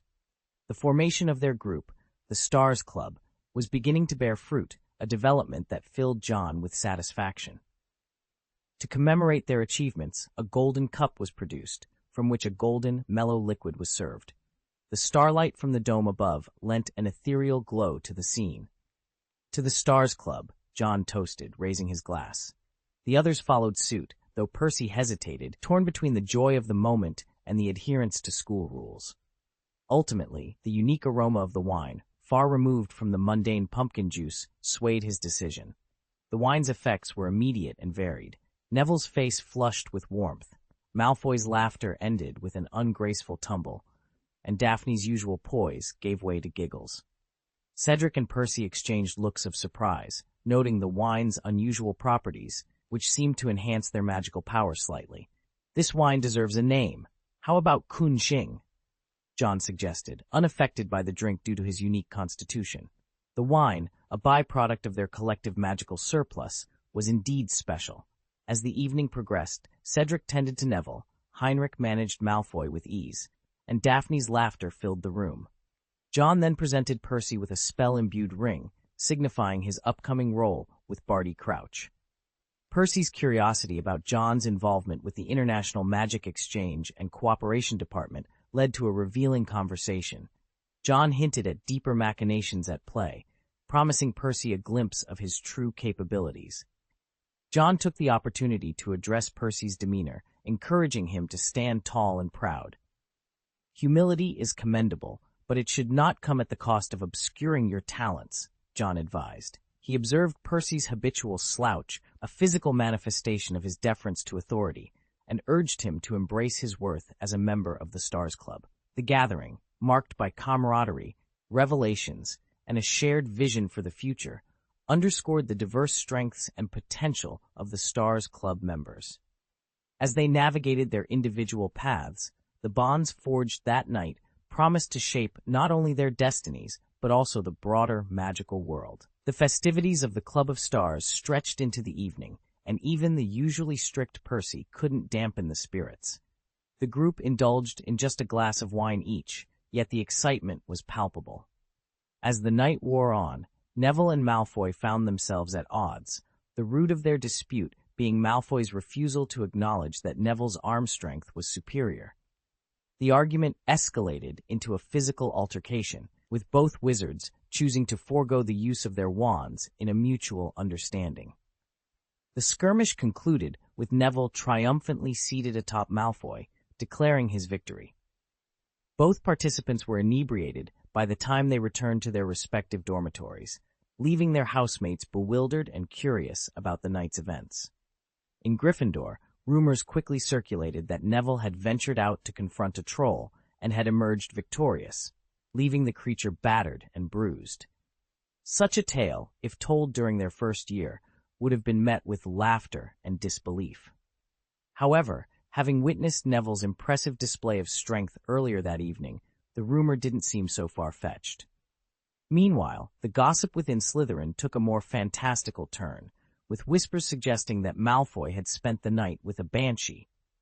The originator of this ludicrous claim soon found themselves the target of the entire house's ire, particularly the Malfoys. The absurdity of the rumors in both houses highlighted the wild nature of the evening's events, leaving a lasting impression on all who heard them. Chapter 170, Lupin's Guess and Hermione's Apology. After John returned, he scarcely left the confines of the Stars Club. Whenever someone sought him out, he was nowhere to be found. He confidently skipped the remainder of his classes, likely the only student to do so with such audacity. This behavior infuriated Snape to no end. Upon encountering John, Snape's expression soured considerably. "Mr. Wick, if your mind isn't entirely consumed by thoughts of pumpkin juice, then perhaps you'll recall what you've neglected," Snape remarked with a smug tone. John had grown accustomed to Snape's demeanor, viewing him as a rather peculiar figure. After a moment's thought, he realized he had overlooked a task. "A werewolf?" he inquired. Snape's faint look of acknowledgement confirmed John's suspicion. Despite knowing the truth, Snape was displeased with Lupin's appointment as a professor. John contemplated whether he should personally address the recurring issue of the Defense Against the Dark Arts position. Snape's attitude revealed his disdain for Gryffindor's perceived heroism, which he found hypocritical and repulsive. "I understand," John nodded, turning to leave.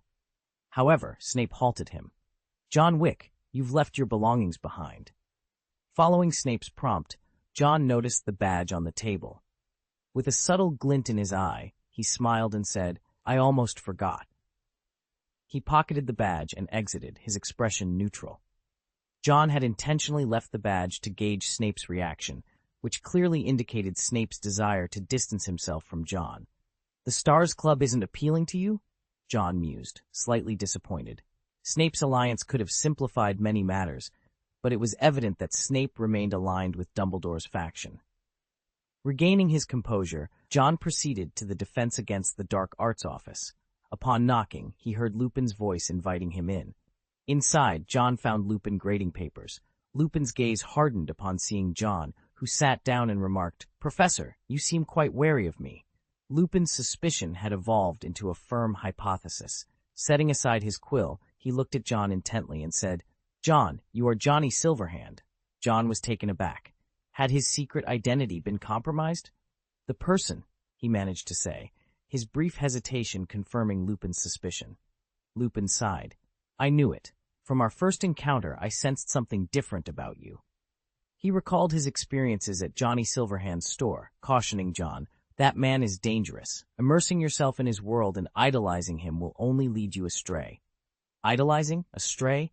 John pondered the irony of admiring himself. Lupin, mistaking John's silence for contemplation, wore a pained expression. He had observed John emulating Johnny Silverhand's mannerisms, concluding that John held the man in high regard. "If I hadn't witnessed that harrowing scene, perhaps I too might have idolized Johnny Silverhand, the mastermind behind it all. but there are no ifs in life. Delving into soul manipulation is a forbidden art, even for Johnny Silverhand, Lupin advised. Realizing Lupin mistook him for a mere admirer of Johnny Silverhand, John seized the opportunity to shift the conversation. With feigned embarrassment, he confessed, "You're a werewolf, Professor." Lupin, anticipating John's direction, replied, "I'm aware that my condition is a result of Johnny Silverhand's intervention. I respect him, but I cannot condone his actions. A werewolf becoming a professor, don't you think that's all thanks to him?" John pressed, challenging Lupin's stance. Lupin acknowledged the truth without hesitation. Having faced discrimination himself, he understood the significance of equality and the impact of Johnny Silverhand's actions on his life. With a complex expression, John admitted, "I accept all of this, so I will not continue as a professor. Truthfully, I don't wish to stay any longer, even though Professor Dumbledore has offered me the opportunity to do so." Lupin sighed deeply, his gaze fixed on his most talented student. "John," he said earnestly, "I truly hope you don't end up like him." "I won't," John replied, his voice firm. Yet, inwardly, he mused, "because I am him." Despite his internal conflict, John's serious demeanor reassured Lupin, who then proceeded to announce John's grades, a perfect score, as expected. Exiting the room, John noticed the orderly space and realized Lupin had been truthful. However, Lupin's comparison of him to Johnny Silverhand left John feeling disheartened. "I'm genuinely trying to do good for the magical world," he thought defensively. Given Lupin's stance, it seemed unlikely that John would revisit the Johnny Silverhand store, a prospect he regretfully abandoned. Upon entering the auditorium, John was immediately pulled aside by Hermione. Assuming she wanted the time turner back, he presented the shattered device, apologizing. "Sorry, this is broken." "I want to say sorry to you, John." Hermione spoke simultaneously, causing a moment of stunned silence between them. Quickly realizing the situation, Hermione dismissed the concern over the time turner, promising to explain its accidental breakage to the professor. Then, with a guilty look, she confessed, "I'm sorry, John. I doubted you." Confused, John couldn't recall any instance that might have led to her suspicion. Yet Hermione felt compelled to apologize, believing it a grave insult to doubt a friend, even silently. "I thought you might have given Sirius Black the password to the Gryffindor lounge," she admitted, her anxiety about potentially losing a friend evident. John remained silent, absorbing her words. Hermione's nervousness grew, fearing his anger. However, John's response was a gentle chuckle. "Hermione, I accept your apology," he said sincerely, relieving her immediate worry. "Perhaps it's because I'm surrounded by too many secrets, making it hard for me to be completely open with others," John reflected, acknowledging the distance growing between him and his first friend at Hogwarts. Despite spending less time together, their friendship had endured. "But, Hermione, I would never harm a friend," he assured her earnestly, reinforcing her trust. Choosing not to probe into the dangerous events by the lake, Hermione respected John's privacy. They then agreed to explain the broken time turner to Dumbledore together. Wearing an extra long sleeve under his robe to conceal his healed hand, John felt a twinge of nervousness as they approached the headmaster's office. After ascending the spiral staircase, they were greeted by the familiar sight of the sorting hat and various peculiar silver instruments. However, John's attention was immediately drawn to the Elder Wand resting on the table, causing a sharp intake of breath. Inside, the benevolent, silver-haired Dumbledore didn't seem surprised by their visit. "Miss Granger, Mr. Wick," he greeted, indicating 2 chairs prepared for them. As John sat down, he locked eyes with Dumbledore, his occlumency shields instinctively rising. "I'm sorry, Professor. I broke the time turner," he confessed, bracing himself for the conversation ahead. Hermione was the first to speak, her voice carrying the weight of her courage. "It's all because of my foolishness," she declared, her tone heavy with guilt. Dumbledore, however, responded with a surprising calmness. With a gentle shake of his head and a smile, he reassured her. "Miss Granger, everything that exists is bound to break eventually. I'm just relieved that its destruction didn't cause you any harm." In that moment, Dumbledore exuded the warmth of a kindly grandfather. His attention then shifted to John. "Mr. Wick, I'm grateful you've accompanied Hermione here," Dumbledore said, his voice tinged with gratitude. After a brief pause, his expression grew more serious. I'll take the responsibility of explaining everything to the Ministry of Magic, though it might take some time. The interim minister is currently facing difficulties. John remained stoic, focusing inwardly, as Hermione's curiosity piqued. "What is happening at the Ministry of Magic?" she inquired. Dumbledore offered a knowing smile. "I suspect today's edition of the Daily Prophet will shed light on a grave injustice, a wrongful conviction from 12 years ago." His hint was not lost on Hermione, a bright and perceptive witch. The realization struck her, and she immediately thought of Sirius. Unable to contain her urgency, she quickly stood up to take her leave. John was also preparing to depart when Dumbledore halted him with a request. "John, I hope you can let go of certain things. The path of magic isn't always just," Dumbledore advised, his voice taking on a tone of solemnity and mild reproof. John paused, a look of confusion crossing his face. "Professor Dumbledore, was the time turner the only thing you requested?" he asked, seeking clarification. Without waiting for an answer, John swiftly exited the room. Dumbledore, left alone, opened a drawer to reveal the time turner, still intact. Despite the object's unharmed state, he sighed, a gesture of deep contemplation and unresolved concerns. Chapter 171, The Ministry of Magic's Scandal and Resignation. In the ever-evolving Muggle world, what is trendy today might become obsolete tomorrow. The wizarding world is no different. The Ministry of Magic's announcement about the capture of Sirius Black was the talk of the town, with Rufus Scrimgeour's name on every wizard's lips, as reported by the Daily Prophet. However, by the next morning, news of Sirius Black's escape had spread, revealing the Ministry's incompetence. Before the public could fully digest this, Scrimgeour attempted to suppress further coverage by pressuring the Daily Prophet, but to no avail. Scrimgeour then publicly addressed Sirius Black's escape, issuing a kill order against him and condemning the lawlessness in Nocturne Alley. He vowed to use the Ministry's power to eradicate the dark wizards there. For a moment, it seemed he had quelled the public outcry. Yet, the peace was short-lived. A shocking document titled Heroes, Traitors soon swept through the wizarding world. It revealed that Peter Pettigrew, previously believed to be a heroic casualty of war and posthumously awarded the Order of Merlin First Class, was in fact alive. His appearance in the Wizengamot, looking fearful and trapped in a cage, was a direct affront to the Ministry of Magic. Pierce Thickness, dressed sharply and sporting a neatly trimmed beard, stood before the Wizengamot and passionately declared, 12 years ago, we imprisoned a true hero in Azkaban, while the real traitor who betrayed the Potters roamed free." His words painted a vivid picture of the injustice suffered by an innocent man at the hands of the Ministry. Rufus Scrimgeour, watching Thickness with clenched fists, was visibly shaken. His recent kill order had backfired spectacularly with the revelation of the true perpetrator. Thickness, seizing the moment, challenged Scrimgeour to refute the evidence, mockingly referring to him as the temporary Minister of Magic.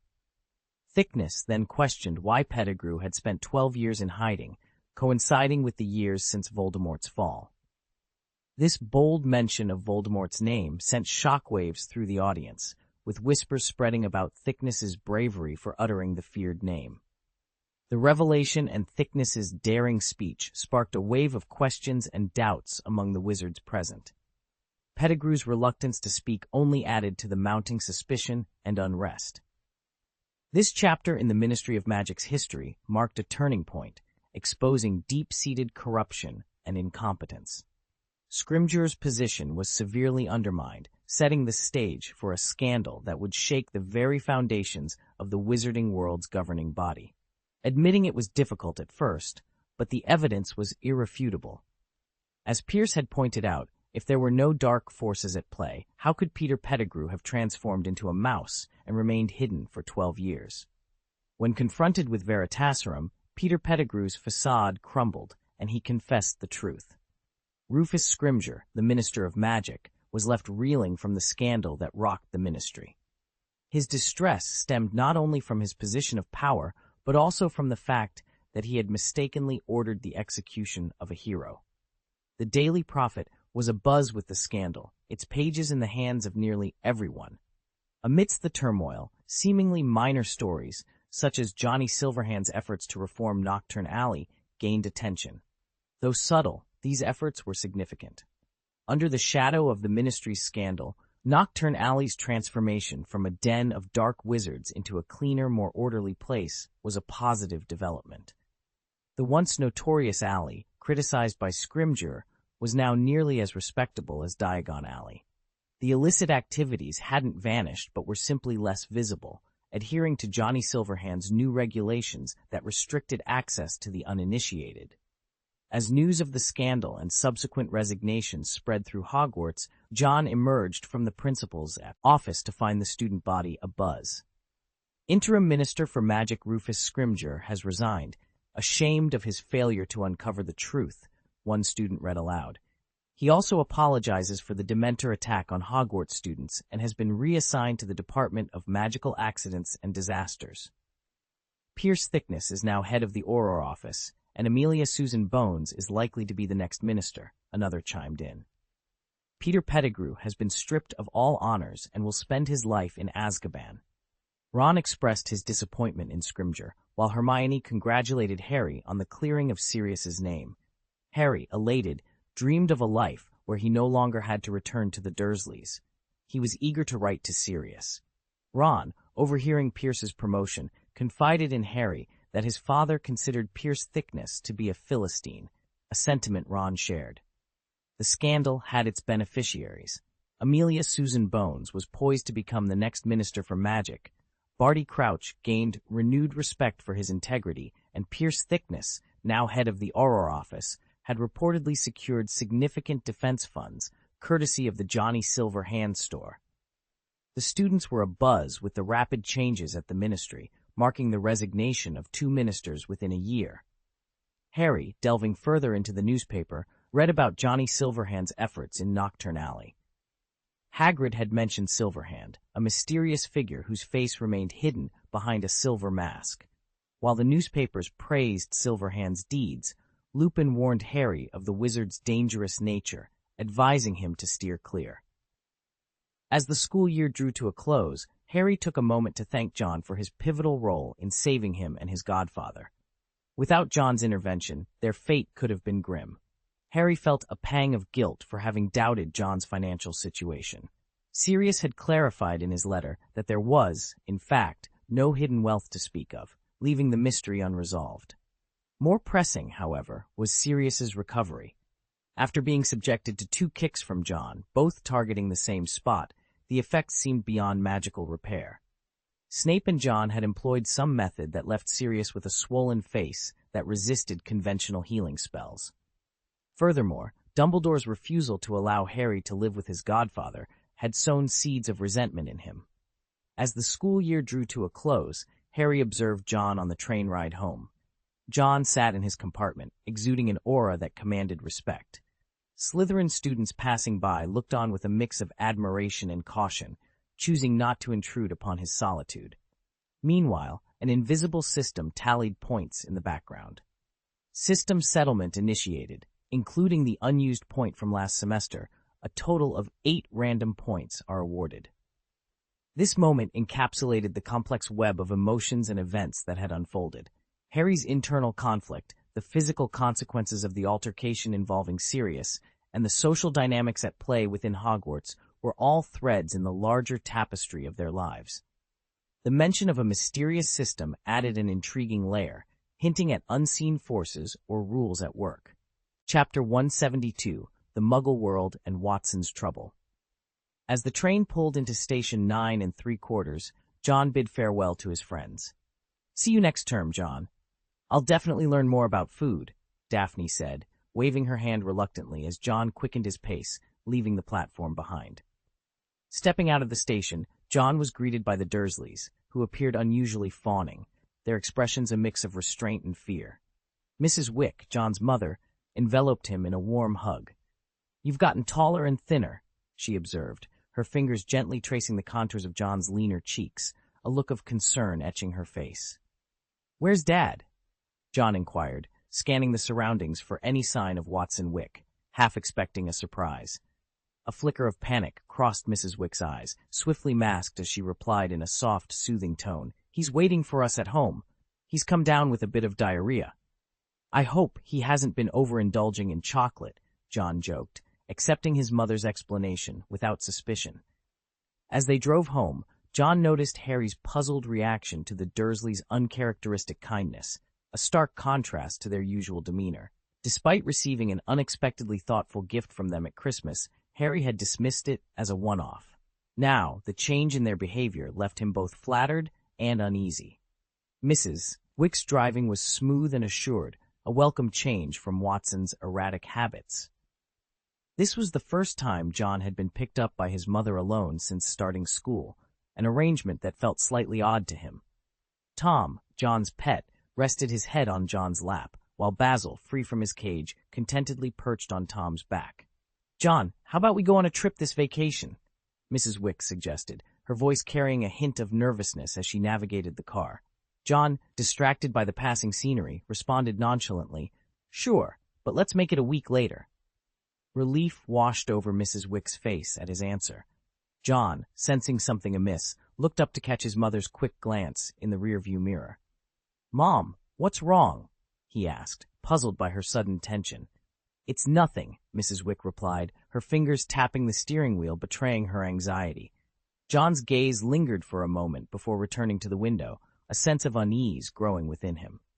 As they approached their home, John noticed 2 black cars parked outside. The sight of a driver smoking and a vigilant-looking bodyguard signaled trouble. A muscular man in a suit stood by the door, his gaze fixed in their direction. Mrs. Wick's mood soured, and she muttered a curse under her breath before quickly masking her irritation with a smile. "There's a new panda fast food place. I remember you love Tianqiao cuisine, so we should try it," she suggested, attempting to divert John's attention. However, the tension escalated as voices carried from the house. "Watson, you were Finn Wallace's most trusted man. How can you claim ignorance now?" one voice demanded. "Enough. I was only his financial manager, not involved in your shady dealings," another retorted. The exchange heightened the atmosphere's tension, and John's attention was drawn to the man by the black car, who subtly positioned his hand near his lower back. Moments later, a man stormed out of the house, his face clouded with anger, and entered one of the black cars, which then sped away. John and Mrs. Wick finally entered their home, the confrontation leaving an ominous shadow over their return. Inside the quiet living room, Watson Wake's usual composed demeanor had given way to a solemn contemplation as he sat on the sofa.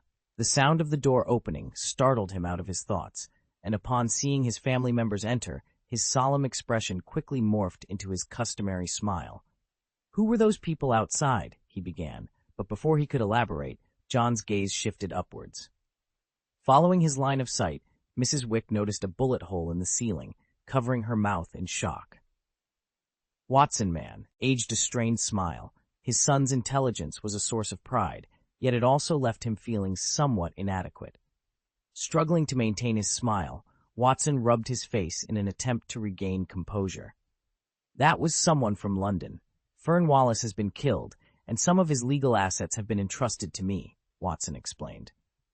The visitors were not the first to inquire. There had been others before, all seeking to claim Finn Wallace's assets. As a professional with ethics, Watson had refused them. Moreover, he believed that Wallace's assets rightfully belonged to his family, not to other underworld figures. "Did they threaten you?" John asked, aware that those operating in the shadows were not known for their friendliness. Watson nodded awkwardly. "Someone threatened to arrest my son." John was puzzled by his father's lack of concern. The family was entangled in dangerous dealings, yet John had always maintained a distance from the non-magical world to avoid breaching the statute of secrecy. He knew vaguely of his father's work in the financial district, investing on behalf of the wealthy, which had led Watson to form connections with individuals of questionable repute, including Fern Wallace. Wallace's trust in Watson had been so complete that he handled nearly all of Wallace's legal affairs, making Watson an unofficial advisor to the Wallace family. This relationship had its benefits while Wallace was alive, but had become a source of trouble after his death. "Don't worry, I'll handle this," Watson said, trying to sound reassuring as he clapped his hands dismissively. He looked at John with a sense of pride. "You're mature now, and I know you'll take good care of your mother." John was taken aback by his father's words, wondering if Watson was aware that his son was not just any wizard, but also a master-level assassin proficient in level 7 short weapons. John was confident he could handle the situation without resorting to magic. Before Watson could offer further reassurance to his wife, Mrs. Wick was already on the phone.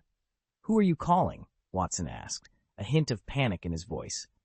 "I want Andre to come over," Mrs. Wick declared, her mind made up. Watson's reaction was one of sheer horror, more so than if he had been held at gunpoint.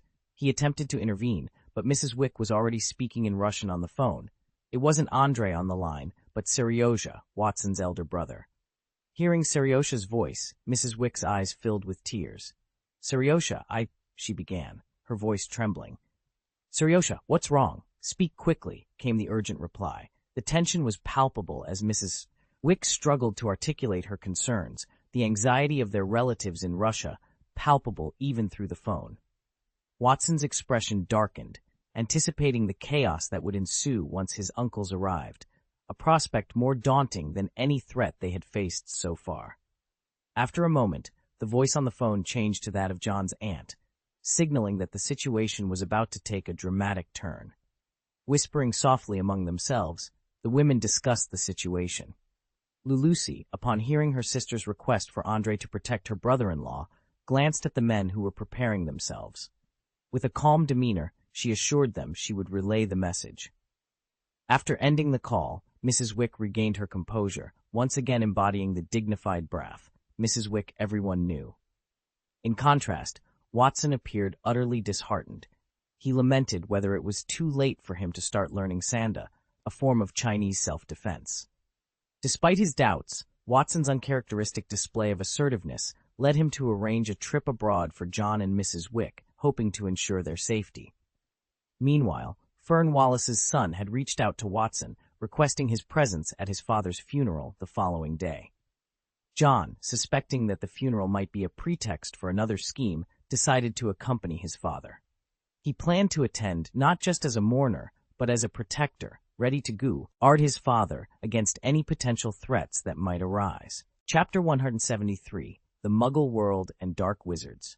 Watson Wick rarely abandoned his flamboyant red tie for a more subdued dark one, meticulously combed his hair to achieve a mature look, and donned a sharp suit. He exuded an air of stern handsomeness. This observation wasn't made by John, but by Mrs. Wick herself, who seemed to see in Watson a man smitten, heart in hand. A slight smirk played on Watson's lips, revealing a hint of his inherent rebelliousness and cool demeanor, which truly set him apart. John expressed a desire to accompany Watson, who was initially reluctant. However, with Mrs. Wick's family en route by plane and the looming threat of their displeasure, Watson conceded. Despite being a wizard, John's understanding of his son's capabilities was limited, yet he recognized that Watson had come into his own. Watson took the wheel while John settled in the back seat, dressed in a dark suit, looking solemn and distinguished, with a unique and intricate badge adorning his chest. Upon their arrival at Wallace Manor, the bodyguard recognized Watson and, after a brief greeting, allowed them entry. "Mr. Wick, Sean has been expecting you," greeted the bald, middle-aged black butler as he approached the father and son duo. The sight of John momentarily surprised the butler. Watson, with a nonchalant air, advised, "Don't keep Sean waiting." Watson carried with him several contracts, investments entrusted to him by Finn Wallace. The butler, recognizing the significance of these documents, led Watson and John through the grand hall without further comment. The presence of Watson silenced the murmurs of the gathered magnates, their eyes betraying their greed at the sight of the contracts. "Father is quite the catch," John mused, taking mental note of these individuals as he followed his father. Sean Wallace, the eldest son of Finn Wallace, bore a somber expression, his brows knotted with the weight of his father's passing. Watson's arrival seemed to lighten his mood slightly. "Watson, I'm relieved you're here," Sean greeted. The atmosphere at the funeral was cold. No handshakes were exchanged, especially not with those who might stand accused of Finn's murder. Watson and Sean's handshake, however, was filled with a newfound trust. "Those people, they might have killed my father. I know you wouldn't," Sean confided, a hint of vengeance flickering in his eyes. He ushered Watson to sit, presenting him with several documents related to investments and shares entrusted by his father. These documents, representing hundreds of millions of dollars, caught Sean's attention, prompting him to discreetly signal the butler to leave with his son, who also served the Wallace family.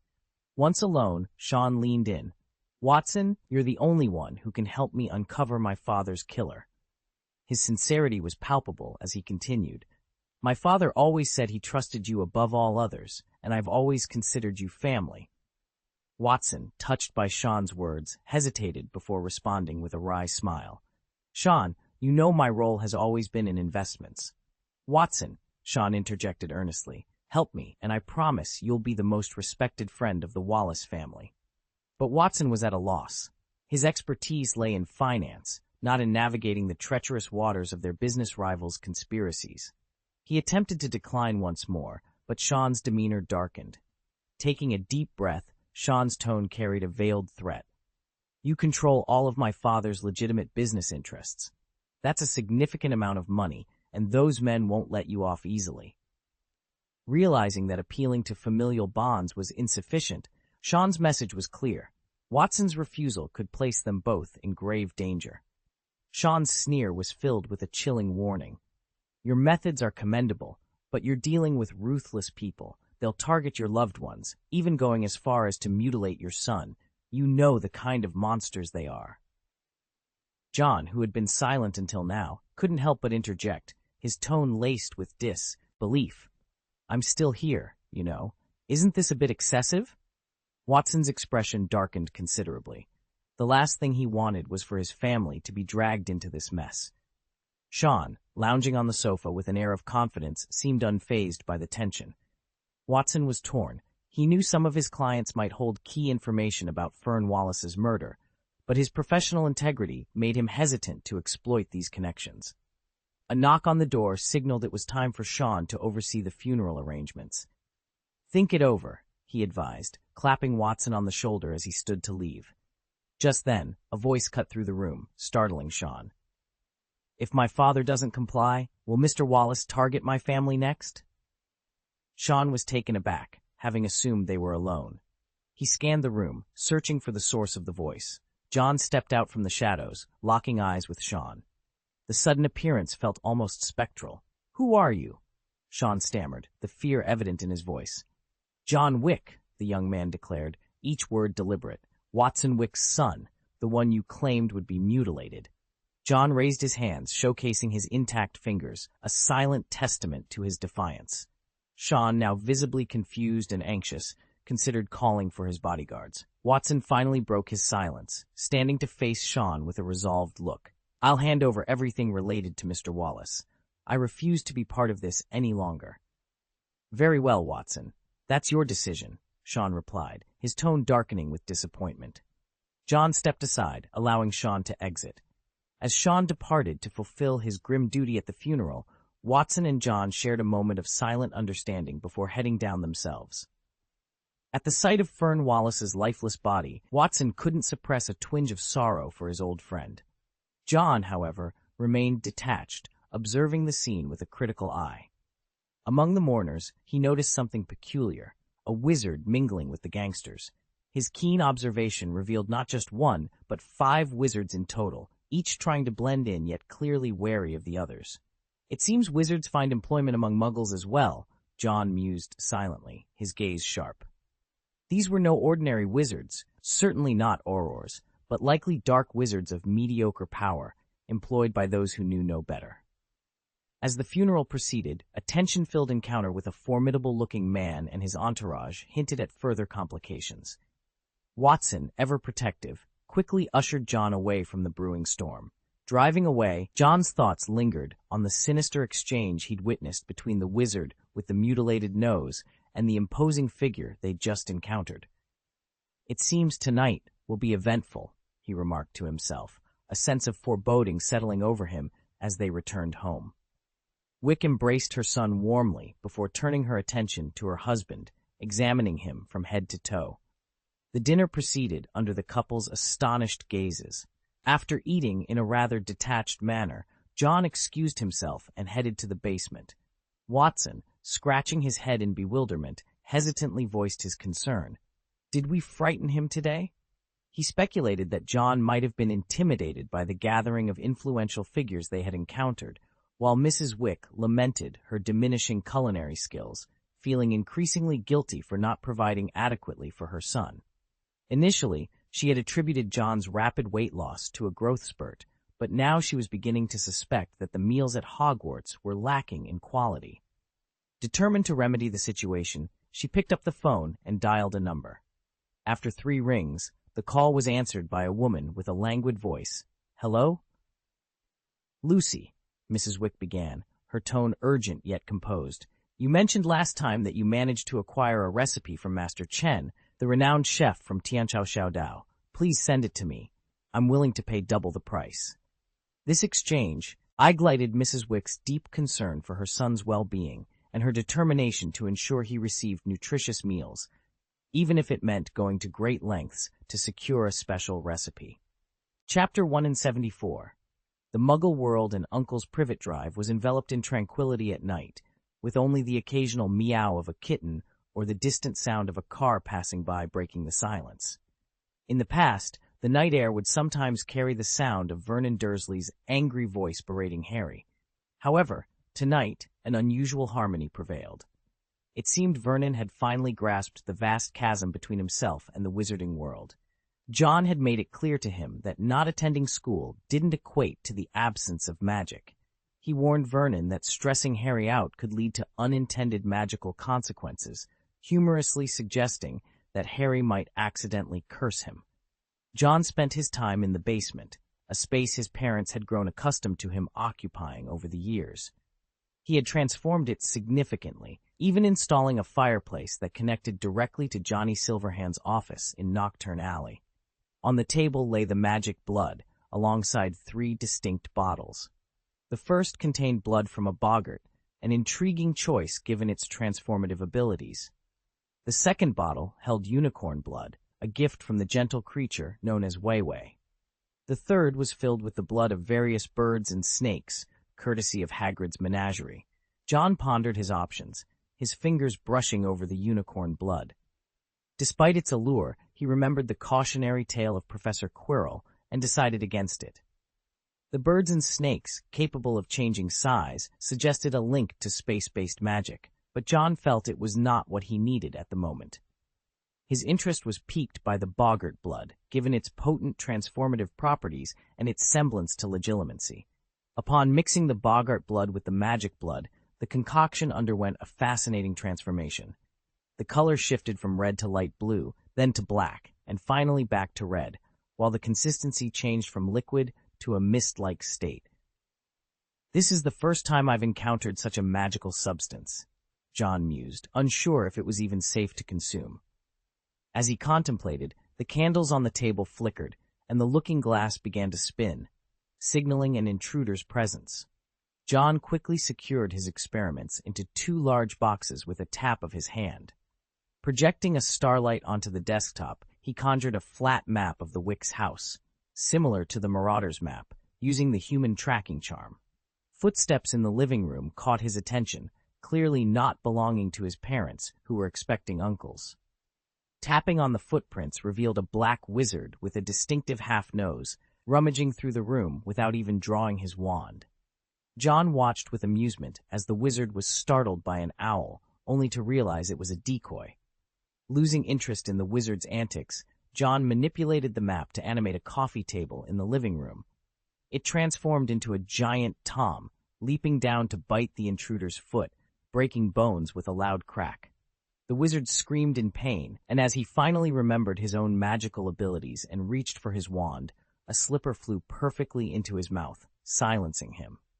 The animated sofa then launched an assault, its armrests transforming into fists and delivering a barrage of blows that left the wizard dazed and confused. In a final act of humiliation, the sofa removed its pillow and stuffed it into the wizard's mouth, effectively ending his intrusion. He placed it on his head. The suffocation quickly deprived the brain of oxygen, and the dark wizard lost consciousness. Settling back onto the sofa, he thoughtfully dusted off a pillow stained with saliva before tossing it into the washing machine for cleaning. The large dog, previously perched on the coffee table, dragged the unconscious dark wizard to the basement, his head thumping against the steps with each pull. "Return now. There are more individuals requiring your attention today," John instructed, watching the dark wizard being hauled away. With a wave of his hand, the large dog Obedian Talai transformed back into a coffee table. Approximately half an hour later, another group attempted to infiltrate the house. Like their predecessor, they couldn't evade the fate of being assaulted by the sofa and bitten by the coffee table. Soon, John's basement hosted 4 additional wizards, all assassins, armed and dangerous. When the dark wizard regained consciousness, he found his wand placed on the table before him. The sight of a silver mask made his entire body shudder in fear. "It seems you recognize me," a low, hoarse voice echoed through the room. The dark wizard, unable to contain his fear, prostrated himself on the ground, trembling. "Respect, Honorable Sir Johnny Silverhand," he managed to say without daring to look up. The iconic silver mask was known throughout the wizarding world. "I discovered you in a Muggle residence," the man stated, standing and fixing his gaze on the dark wizard. "Defoe, what were your intentions?" Defoe, the dark wizard's name, realized in less than an hour that his entire background had been unraveled by John.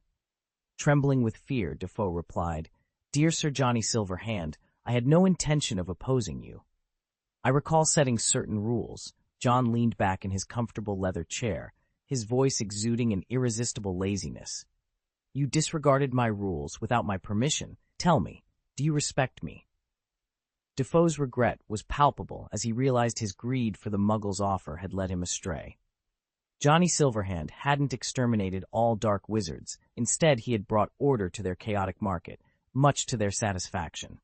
Knowing the consequences of breaking the rules, Defoe feared ending up like those ostracized by the werewolf community. "Your Excellency, how can I demonstrate my loyalty?" Defoe asked, his voice breaking as he knelt, his nose bleeding and tears streaming down his face in a pitiful display. "Brand it on yourself and let me see your loyalty," John stated indifferently. The thought of being branded terrified Defoe, but he preferred it over death. Dragged away, Defoe knew he would never again pose a threat to Johnny Silverhand. Yet, compared to those sent to Azkaban, he considered himself fortunate. Tang Mi entered after the dark wizard was dealt with. "My lord, the party in 7 days has been arranged. Invitations have been sent to Lucius Malfoy, Barty Crouch, and others," he reported respectfully. After a brief pause, he added, "Rufus Scrimgeour." "It doesn't matter. He should understand his place. His betrayal is sealed," John replied, his voice deep and unwavering. "Pierce Thickness is astute. He excels in navigating his relationships and, more importantly, knows his place." Tang Mi nodded in agreement, then mentioned, "The Ministry of Magic plans to hold Sirius Black accountable for the disappearance of the Dementor. Should we intervene?" John's expression darkened as he recalled the significant loss of Dementors. "Have Rita Skeeter publish an article questioning the Ministry's ability to manage Dementors effectively. Use the attacks on wizards at Hogwarts as examples," he instructed, determined to keep the Ministry's focus away from their own actions. John had successfully captured the Dementor, and with that task out of the way, it was time for him to address other matters. After returning home through the fireplace, he was greeted by the sound of the door opening and a burst of familiar chirping in Chinese from Mao Xiang, which filled the room loudly. Mrs. Wick was beaming with joy, while Watson appeared disheartened. "My dear Yadani, your Uncle Seriosha has come to visit you," Mrs. Wick announced with a smile. Uncle Seriosha's presence was commanding. He had a square face adorned with a prickly beard, his hair was short and neatly cropped, and his muscular figure was evident even under his short sleeves. It was clear that he possessed the strength to overpower Watson with just one hand. However, Seriosha wasn't the only relative who had come to visit. John's other uncles, Andre, Anton, and Alexei, had also arrived. Our arrival brought with it a formidable aura characteristic of their homeland, Mao Xiangguo. Meanwhile, outside the tranquility of the Wick household, a truck was parked on Privet Drive. The driver made a call, and after a brief conversation, the command was given. "Fix him." The driver hung up, stepped out of the vehicle, and opened the rear door, revealing a group of menacing figures. The driver issued a cold command, "Do it." The group, donning masks and armed with hammers, steel rods, and knives, disembarked from the vehicle. They had decided that there was no need for firearms to deal with Watson Wick. Besides, using guns would attract police attention and cause unnecessary complications. As the group made their way towards the Wick residence with a menacing stride, inside, the Wick family was blissfully unaware, caught up in the joyful reunion of uncle and nephew. This moment of familial warmth stood in stark contrast to the impending threat lurking just outside their door, setting the stage for an inevitable confrontation between the warmth of family ties and the cold intentions of those who sought to disrupt their peace. Chapter 175, The Muggle World and the Jovanovich Family. Seriosha Jovanovich, the eldest son of the Jovanovich family, exuded the boldness and steadiness of a big brother. His appearance was quintessentially Slavic, a square face framed by a prickly beard and complemented by strong arms that made even the current Neville look frail in comparison. As he ruffled John's hair, Seriosha muttered with evident dissatisfaction, "Look at our Yadani, how he's been starved." John's gaunt cheeks were a source of concern for Seriosha, who cast a reproachful glance at Watson, as if accusing the Brit of neglecting his nephew. Watson, feeling cornered, shook his head vigorously, silently protesting that he was not to blame, as culinary duties were beyond his purview. Andre, the family's 8th child, fixed Watson with a menacing glare, his narrow eyes reminiscent of a wolf's. Despite sharing the same haircut as his siblings, Andre's demeanor radiated a dangerous aura. Anton, the 7th child, had come to visit his sister. For the occasion, he had tamed his usually unkempt black hair with hairspray, his posture and silent demeanor signaling that he was not one to be trifled with. Alexei, the 9th child, presented a stark contrast to his siblings. Wearing glasses and possessing a gentle demeanor, his long limbs gave him an almost scholarly appearance. He was Andre's twin, yet they looked nothing alike. Had John not witnessed Alexei skillfully hunting a wild boar in their childhood, he might have mistaken him for a college student. Sensing a silent exchange among his uncles, John observed as Anton quietly left the room, followed by a knowing glance from Alexei to Andre. Andre, smirking, subtly communicated with Alexei before turning his neck with a click. "Yarani, we've brought you a gift. I hope you like it," Alexei said with a smile, guiding his sister and Watson towards the living room. Watson, oblivious to the undercurrents, merely wished to make himself as inconspicuous as possible to avoid attracting the Jovanovich family's attention. John, however, sensed that his uncles were far from ordinary. Indeed, surviving in their harsh environment was no small feat. Eager to ingratiate himself, John warmly addressed the men as uncles, much to Seriosha's delight. Seriosha then revealed a box of vodka, a remnant from a larger shipment that had been reduced due to an unfortunate incident involving the captain's drunken antics and a malfunctioning engine. Watson, who prided himself on his drinking prowess, was visibly shaken at the sight of the vodka. Alexei's gift, briefly revealed before being hastily concealed by Mrs. Wick, appeared to be some sort of weapon, judging by the rattling sound it made. As the evening progressed, Watson found himself coerced into a drinking session, with Seriosha flamboyantly igniting the vodka before downing it. John could only offer Watson a silent thumbs up, empathizing with his predicament. Meanwhile, Anton and Andre returned, the latter with bloodied fists eagerly joining the festivities. Anton, his hands freshly washed, wore a look of savage satisfaction. Elsewhere, on Privet Drive, a man ran frantically, his face pale and his curses loud. He recounted a terrifying encounter with 2 individuals who seemed like demons from hell, capable of dispatching a dozen trained men with ease. The sheer brutality of their actions, particularly the cold efficiency with which one gouged out an enemy's eyes and the other crushed skulls, left him in a state of shock. In his panic, the man fumbled with his phone, his anger peaking as he struggled to make a call. Just as he was about to give up, a slender hand reached out from behind, offering assistance. Before he could react, he looked up, and the eyes behind the glasses were as cold and deadly as those of a venomous snake. The driver, seized by panic, attempted to flee, but was swiftly grabbed by the neck and pinned against the wall. "Shh!" A sinister hiss escaped as the man with glasses checked the call log and dialed a number. A deep voice on the other end inquired, "Is it finished?" The man with glasses revealed a malevolent smile and responded, "We found you." After ending the call, the driver's life was extinguished. A tiny needle mark was visible on his neck. His face turned a ghastly shade of blue as he slumped to the ground in the alley. Sergei and Watson lingered over drinks until midnight. Sergei was the main drinker, occasionally waking Watson to take a sip before he drifted back to sleep. "Things are pretty grim there, but St. Petersburg is lucky to have a good mayor this year," Sergei mused. "He's a rare breed compared to those officials who devour without remorse. My father holds him in high regard. He even received an invitation from the mayor, but declined, citing his old age." Strange noises have been heard around the house lately. Valery went to check and caught 2 intruders, breaking 2 wooden sticks in the process. Sergei continued. "Yadani, do you remember Valery, the uncle who took you winter swimming?" John absorbed Sergei's words, reflecting on the recent turmoil and the current instability. Thankfully, St. Petersburg seemed a bit warmer this winter under its commendable mayor. His grandfather had opted out of involvement, feigning illness to the public. John noticed Alexei returning with an additional mobile phone. The sound of a noisy truck starting up was soon followed by Anton's return. They kept silent about their activities, but John had his suspicions. Several uncles eventually fell asleep in the living room, allowing John to retreat to the basement. With the map activated and the replay feature on, he witnessed the outside world's happenings. He saw Anton gruesomely remove someone's eyeballs and Andrei crush skulls with his bare hands, displaying a ferocity that seemed beyond human.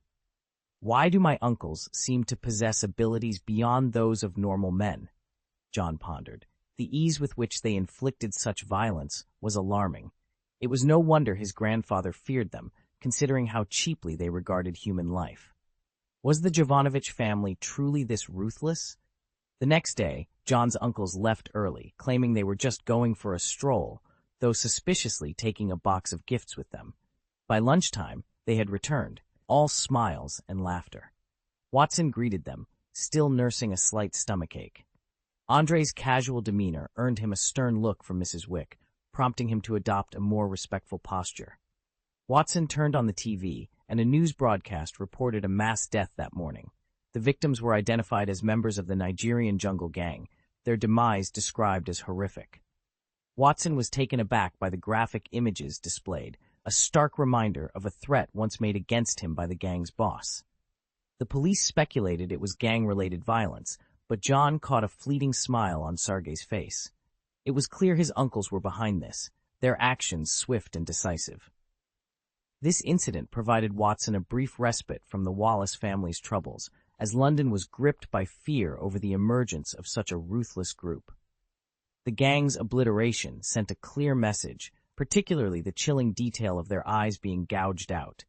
It was not just a killing, it was a statement. Sean Wallace's call came through, his voice grave. "Watson, we need to talk." Watson picked up, bracing himself for the conversation ahead. John hung up the phone and fell into a moment of silence before responding with a simple yes. The recent death of a prominent boss had left Sean feeling uneasy.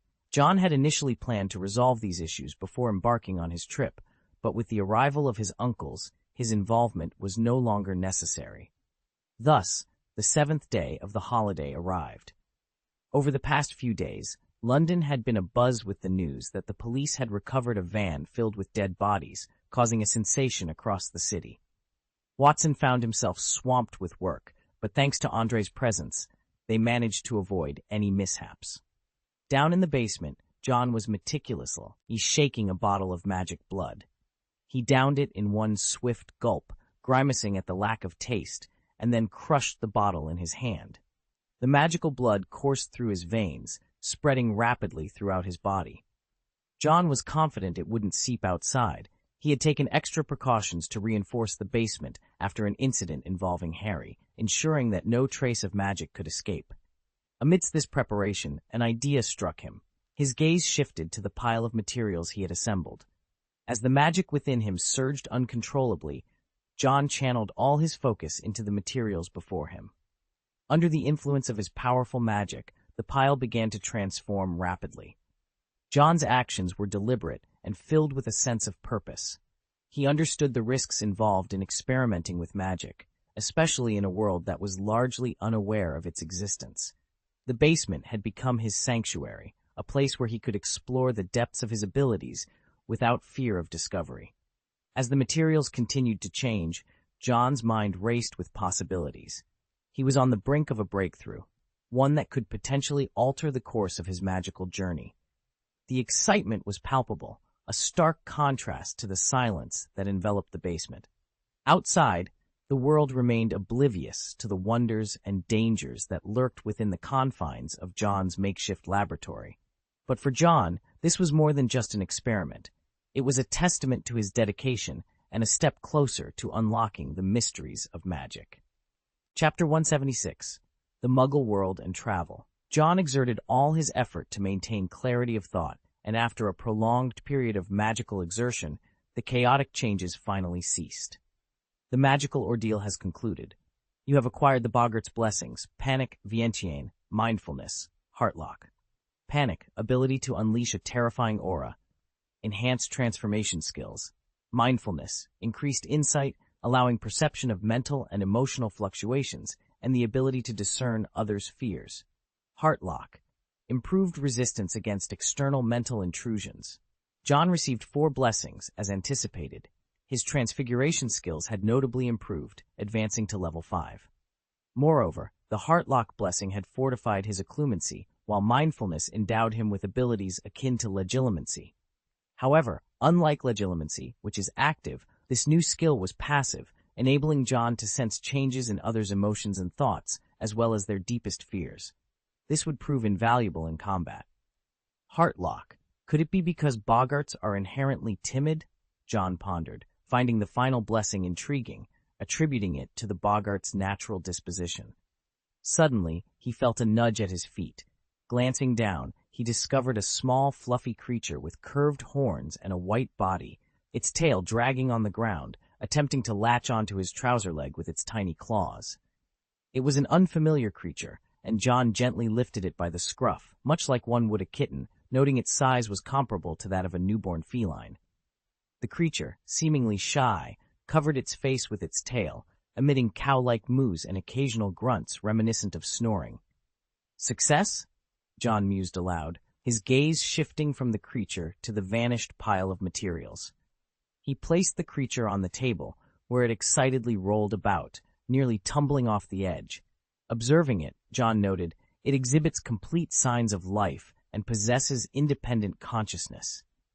As he beckoned with a finger, the creature scurried over, clumsily settling on its haunches. John stroked its head, remarking, "It appears somewhat frail." With a flick of his finger, the creature rolled back. Then, as John extended his hand, a black silk thread emerged from his palm. The creature, initially frightened, found itself cornered, and in a desperate attempt to escape, propelled itself onto John's shoulder, mooing defiantly at the black thread. A magical creature, John concluded with satisfaction. He had succeeded in creating a new magical being through the immense overflow of magical power. A horned snork, he named it, his lips curling into a smile as he imagined Luna's delight upon hearing about it. "It's a shame there's only one," he lamented, recognizing the unique circumstances of its creation. Seizing the moment, John proceeded to upgrade his skills.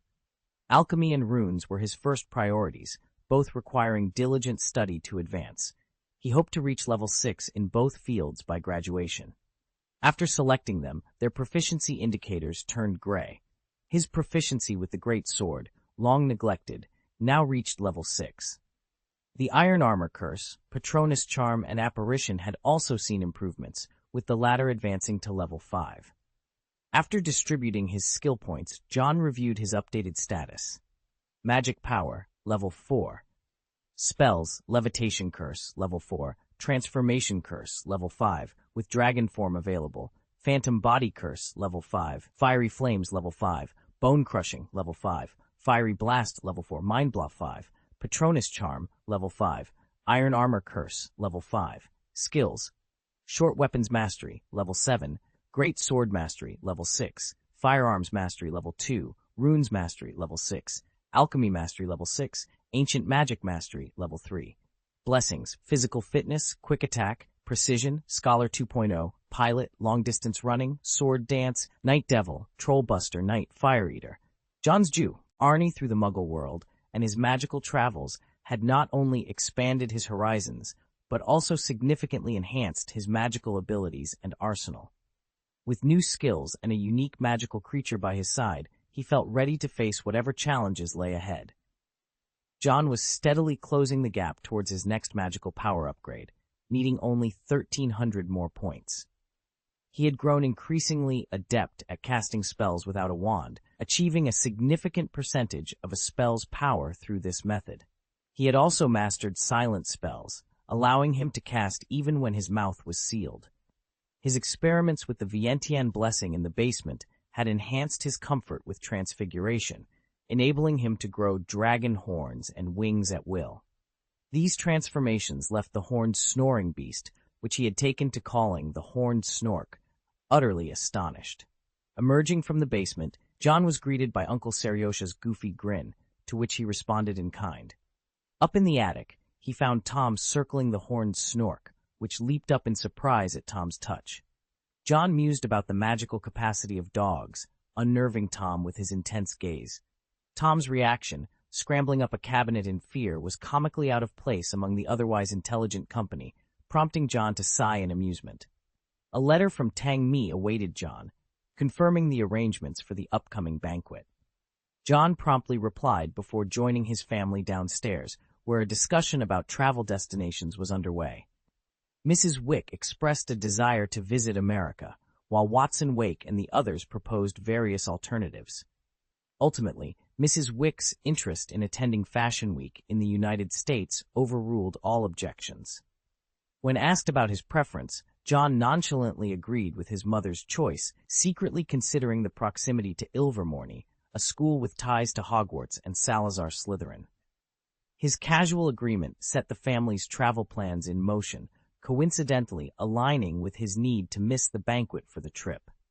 The following day, John prepared for his departure by stowing the Horned Snork in a dark closet, akin to a boggart's preferred habitat.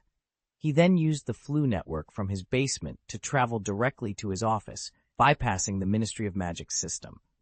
John harbored ambitions of creating a private Flu network for the Johnny Silverhand system, but shelved the idea for the time being. Upon arriving at his office, John was soon informed by Tang Mi of Lucius's arrival. Lucius entered with a troubled expression, prompting John to address him warmly. "Lucius, my friend, is there a problem with attending my banquet?"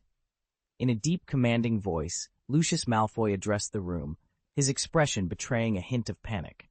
He glanced around nervously before securely closing the door behind him. Approaching John, known as Johnny Silverhand, Lucius struggled to mask his anxiety. "Your Excellency, Johnny Silverhand," he began, his voice trembling slightly. "The dark mark. It has reacted." Lucius rolled up his left sleeve, revealing the mark that caused him a twinge of pain. John raised a hand to silence him, setting aside his heart of silence and deactivating the barrier of silence, signaling for Lucius to proceed. With a noticeable effort to control his fear, Lucius continued, "Since yesterday, the dark mark has been reacting. The Death Eaters are summoning me. They demand my return." His voice took on a pleading tone. "Your Excellency, I implore you, I need your assistance now more than ever." Lucius had sought out Johnny Silverhand immediately upon receiving the summons. Aware of his own identity being known to Johnny, Lucius believed him to be his only hope for aid. Previously, Johnny's help had not only reinstated Lucius to the board of Hogwarts, but had also elevated the Malfoy family's prestige. To Lucius, aligning with Johnny Silverhand was far preferable to living in fear under the Dark Lord's command. John responded calmly, "Do not panic, Lucius. Trust me, and heed the call of the Death Eaters." These words caused Lucius's heart to plummet. Was Johnny Silverhand abandoning him? Sensing Lucius's distress and understanding his thoughts, John chuckled softly, shaking his head. "Worry not, I haven't forsaken you. Instead, I'm offering you a chance to infiltrate the Death Eaters," he explained. "An opportunity?" Lucius echoed, confusion evident in his voice. John spoke with a meaningful tone, "A chance to completely sever your ties with the Death Eaters. I have the power to remove the mark, but first, you must use it to rejoin their ranks." Realization dawned on Lucius. Johnny Silverhand was proposing he become a double agent. The prospect of eradicating his Death Eater identity once and for all was enticing. With newfound resolve, Lucius agreed to the plan. Chapter 177, Banquets and VIPs. With the wealth John had amassed, purchasing a manor was a trivial matter. The once Shafiq Manor had been transformed and now bore the name Silverhand Manor. It became a gathering place for some of the most influential figures who were rarely seen in public. Each guest held an invitation card as they entered, greeted by the members of the Silverhand security team. This elite group consisted of retired aurors and full-time dark wizards, showcasing a formidable force that could rival any pure-blood family. It was no surprise, then, that Shafiq had been ousted so effortlessly. The guest list was a veritable who's who of the wizarding world, including pure-blood families, Ministry of Magic officials, and international wizards. Potions Master Dharma Alex made an entrance in an elegant azure blue robe, his cane subtly modified, and the Merlin first-class medal pinned to his chest, drawing attention. Lucius Malfoy, accompanying John, was dressed in a black velvet suit, his left hand adorned with a gemstone ring the size of a pigeon egg, prompting many to reassess their opinions of him. However, it was the figure in the silver mask that captured the most attention, with many guests offering flattering smiles and eager pleasantries. "I'm very glad you could join us at my banquet," John, now known as Johnny Silverhand, began, his silver ring and emerald gleaming under the light. His words prompted immediate silence among the attendees. Barty Crouch was among the crowd, his gaze fixed on Lucius. John continued, "Tonight we are joined by officials, scholars, and even those who have strayed. Each of you plays a crucial role in the magical world, much like gears in a machine. Under the soft glow of the manor's lights, a diverse mix of guests mingled harmoniously. Ministry officials, former Death Eaters, purebloods, half-bloods, muggle-borns, and even a werewolf. It was a testament to Johnny Silverhand's prestige and generosity that such a gathering was possible." Concluding his speech, John raised his glass. "To the world that unites us, to friendship and mutual support in times of need. Let us face future challenges with respect and resilience. Though we may face death, it will only make us stronger as long as we do not turn on each other." The guests raised their glasses in agreement, savoring the rich aroma of the wine. As the banquet continued, it became clear that this event was not just about strengthening John's own position, but also about fostering interconnected interests among the attendees. Discussions flowed freely, former enemies toasted to new beginnings, and business deals were quietly negotiated. Every laugh and clink of glasses solidified this network of interests, with Johnny Silverhand at its core. Piers Thickness, the new head of the Auror office, approached John with a glass of wine. "Your Excellency, may I have the honor of toasting with you?" he asked respectfully. John, recognizing Piers' adeptness at navigating the political landscape, agreed. Piers then mentioned the need for Auror defense funds to purchase new equipment, subtly hinting at seeking John's support. John, pleased with Piers' loyalty, offered him a discount, a gesture that delighted Piers. However, as Piers reached for another glass, John cautioned him, "Moderation is key, especially in such company. Let's not overindulge in the wine." This moment highlighted John's role not just as a host, but as a leader, guiding his allies with wisdom and foresight. Piers, after being gently reminded, suddenly realized his mistake. He expressed his gratitude profusely, humbly lowered his posture, and proceeded to mingle with others, wineglass in hand.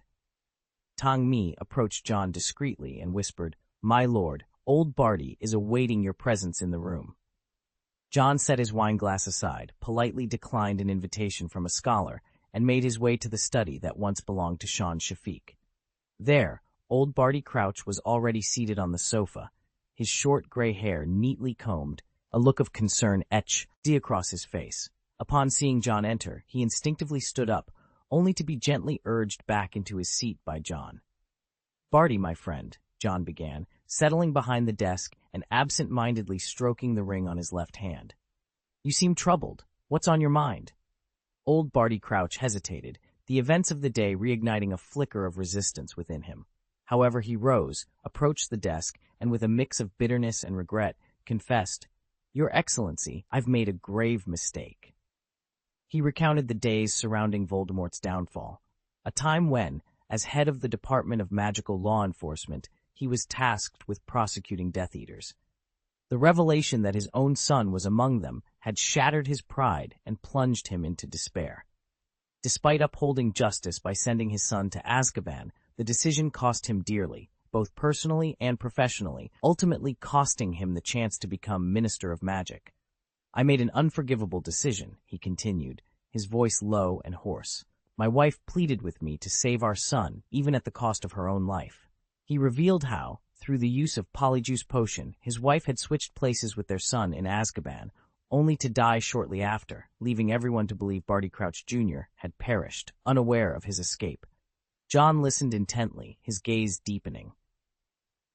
"My friend, your candor honors me. Tell me, how can I assist you in return?"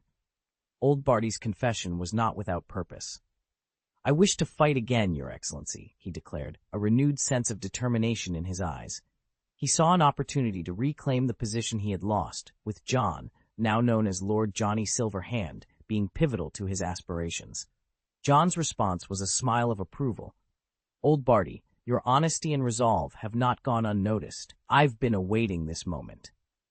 He stood, took Old Barty's hand and assured him, "My friend, I will provide you with the opportunity to prove yourself once more." Moved by John's support, Old Barty understood the significance of this gesture. John was not only offering his backing, but was also entrusting him with a chance to redeem himself. "The Triwizard Tournament presents an excellent opportunity, Old Barty. I will support you, for our friendship transcends blood," John confided, hinting at the delicate matter of Barty's son. At this crucial juncture, discretion is paramount. Old Barty was acutely aware of the implications. Any association with his son, a known Death Eater, could spell disaster. Despite his conflicted feelings, he recognized the necessity of John's advice. John, sensing Old Barty's inner turmoil, offered a comforting gesture. "My friend, should you find yourself in need, do not hesitate to seek me out." As Old Barty departed, John watched him leave, contemplating the complexities of loyalty and sacrifice. "If it were up to me, I would protect his son," he mused, alone in the office, pondering the weight of the secrets they shared. Heinrich Edgar entered the study through the side door, his golden eyes alight with an uncontrollable enthusiasm as they settled on John. "Heinrich, your idea has merit, but it's not the ultimate solution," John said with a chuckle.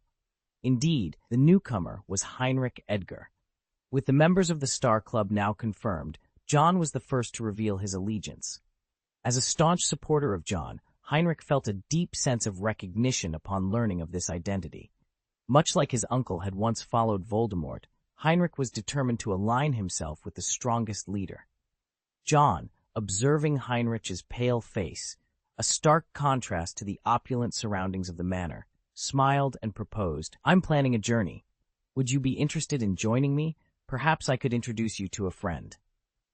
The prospect of Heinrich meeting Kim Ludesley intrigued John. Heinrich nodded in agreement. He was not a follower of Johnny Silverhand. His loyalty lay solely with John Wick. During a recent banquet, Lucius Malfoy encountered several of his folklore, armor comrades among the Death Eaters. They congregated to discuss the pressing issue of the Dark Mark. Standing beside Lucius was a wizard, notable for his missing half-nose and a leg, who listened with rapt attention.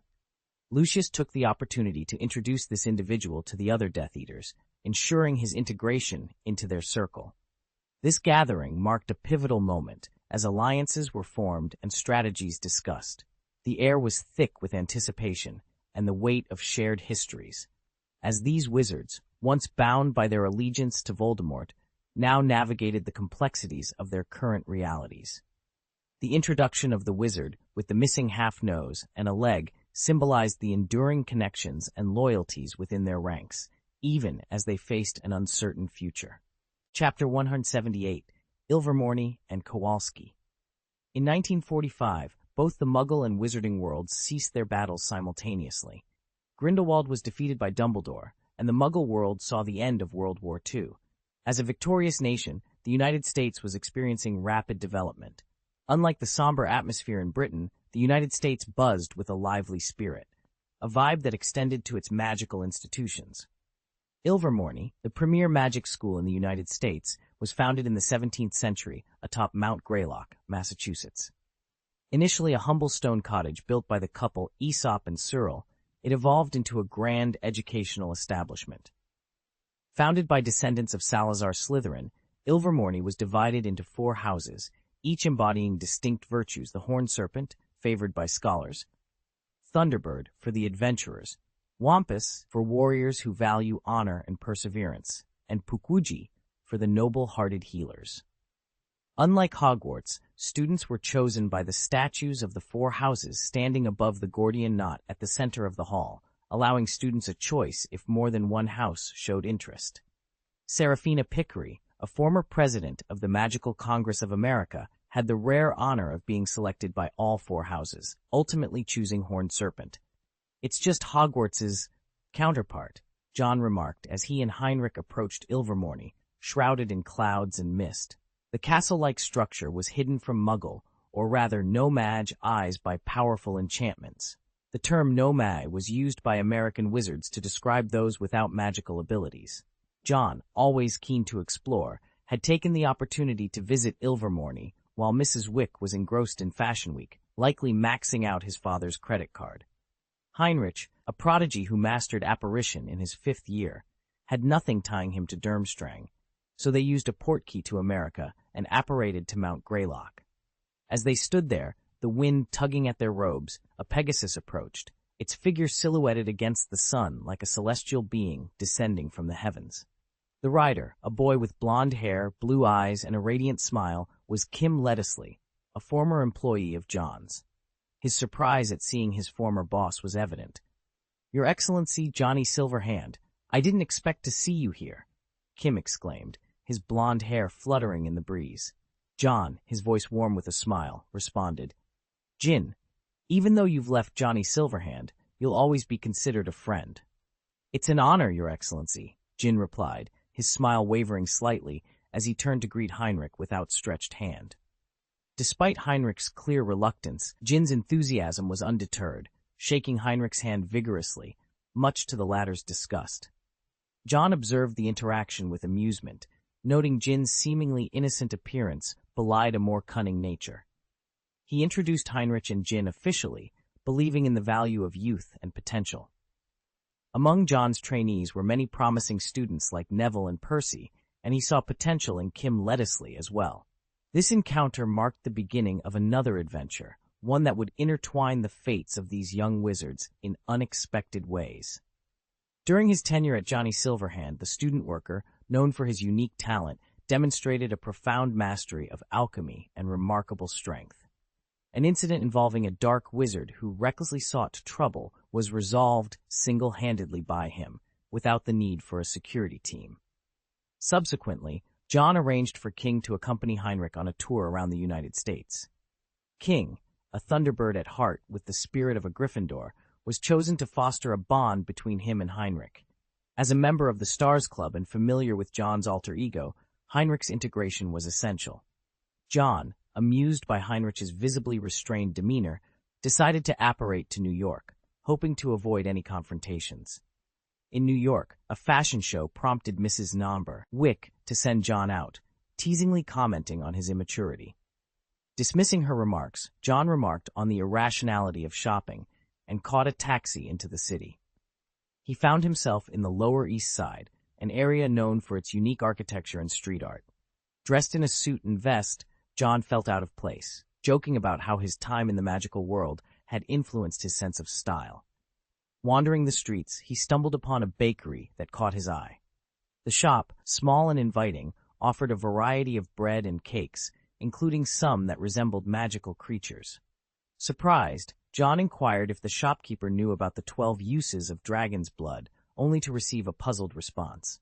This encounter led John to suspect that the bakery, named Kowalski's Bakery, had connections to the wizarding world or had seen magical creatures. Shortly after, a young boy named Rolf Scamander entered the bakery, further hinting at the magical world's influence on the shop. Exploring New York, John ventured into Chinatown, appreciating the authentic cuisine that had yet to be adapted for broader tastes. Despite his lack of appetite, The fragrant dishes offered some comfort. Mrs. Wick, concerned about her son's eating habits, hoped to learn Chinese cooking to provide him with nourishing meals. Back in Watson, mysterious incidents involving the untimely deaths of several influential figures raised suspicions. These occurrences, ranging from drownings to disappearances, seemed to benefit Watson, leading Sean to believe they were a demonstration of Watson's power. This belief reinforced the notion that Fern, Wallace's offer to Watson, was unexpected and frankly quite perplexing. He had extended a sincere invitation for Watson to become the second-in-command of the Wallace family. This proposition placed Watson in a difficult position. As someone who had always strived to live a life adhering strictly to the law, the idea of suddenly stepping into a role of such significance within the Wallace family was nothing short of bewildering. Watson pondered over the offer, weighing the implications of accepting such a position. The Wallace family, known for their influence and power, operated in a realm that often skirted the edges of legality. For Watson, whose principles were firmly rooted in legality and order, the decision was fraught with moral and ethical dilemmas. The sincerity in Wallace's offer was undeniable, yet it did nothing to alleviate the turmoil brewing within Watson. The thought of aligning himself with the Wallace family, potentially compromising his values, was a source of great internal conflict. Watson found himself at a crossroads, torn between the allure of power and influence offered by Wallace and his unwavering commitment to the law. As Watson deliberated, the gravity of the decision weighed heavily on him. Accepting Wallace's proposition could alter the course of his life, steering him into uncharted territories that could either lead to unprecedented success or unforeseen consequences. The choice before him was not just about accepting a position of power. It was about defining the kind of man he wanted to be. In the end, Watson knew that his decision would not only affect his future, but also shape his identity. The offer from Wallace, while tempting, forced Watson to confront his values and beliefs, challenging him to remain true to himself in the face of temptation. Chapter 179, The Silver Hand, Johnny Branch and the Snake Lady. John's 2-week trip abroad was an experience filled with mixed emotions. While John himself was uncertain about his feelings towards the trip, Mrs. Wick was undoubtedly enjoying herself. She took great pleasure in dressing John in various fashionable outfits, even if some, like the hip-hop style with oversized gold chains and backward hats, were not to his taste. However, their journey was not without its challenges. Being accompanied by a beautiful woman like Mrs. Wick meant attracting unwanted attention. John found himself playing the role of her protector, often dealing with the harassers in a manner that left them regretting their actions. On one occasion, he went as far as to remove all the teeth of a would-be assailant, leading to a violent misunderstanding between rival gangs. During a moment of respite, John visited the Plymouth colony, home to a branch of Johnny Silverhand's establishments. The branch was managed by a beautiful Asian woman with mobility issues, necessitating the use of a wheelchair. Despite her condition, she commanded respect, especially after 2 wizards underestimated her and paid the price for their folly. The entrance of the American branch was guarded by a bronze-skinned bald man with a fierce demeanor. He was one of Johnny Silverhand's followers, part of a network that had spread quietly across the globe. A salesperson, discontent with the guard's strict screening, tried to bypass him, but was quickly put in his place. Upon John's arrival, the guard, Johnson, initially tried to turn him away, citing a policy purportedly from Johnny Silverhand himself, aimed at protecting young wizards from the dangerous items within. This policy, though fabricated by Rita Skeeter, had won the hearts of many wizarding families. John, however, was not deterred. He requested to see the manager, revealing his identity. Johnson, after a moment of hesitation, allowed him entry upon confirmation from the manager, Nagini, who expressed surprise and eagerness to meet John. Inside, John observed the store's layout, noting the magical props displayed openly and the more dangerous items concealed within enchanted counters. Customers, equipped with special monocles, browsed the hidden inventory, guided by the sales staff and under the watchful eyes of security guards. This visit to the Johnny Silverhand branch was not just a casual stop, it was a glimpse into the complexities and dangers of the magical world. where appearances often concealed much more than they revealed. As soon as John stepped into the room, the attentive doorkeeper immediately rose to his feet, respectfully opening the door for him with a clear gesture of greeting. John entered what appeared to be a living room, where Nagini, clad in an emerald green dress, sat in a self-propelling wheelchair. Her face lit up at the sight of him. "John, you've arrived," she greeted warmly, though her joy was tinged with concern as she noted his appearance. "You look thinner. You shouldn't overexert yourself." "It's okay. Just a minor issue," John reassured her, approaching Nagini with a keen gaze. As he did, he noticed the chaotic particles surrounding her seemed to vanish. "You're recovering well," he observed, a smile touching his eyes as he took a seat beside her. "Is the business still thriving?" he inquired, his tone casual yet filled with underlying interest. John had been instrumental in encouraging Nagini to expand her ventures into the American magical world, a bold move that involved establishing branches across various countries, with this location serving as the initial test site. He had assured her of his support should she encounter any difficulties, yet Nagini had managed to secure a strong local foothold on her own. "It's largely thanks to your reputation," Nagini replied with a gentle smile. "The wizards here share your philosophy of strength. Leveraging your name has helped us quickly assemble a formidable team." She recounted an incident where the protective ring John had dreathed, Ivan her proved invaluable.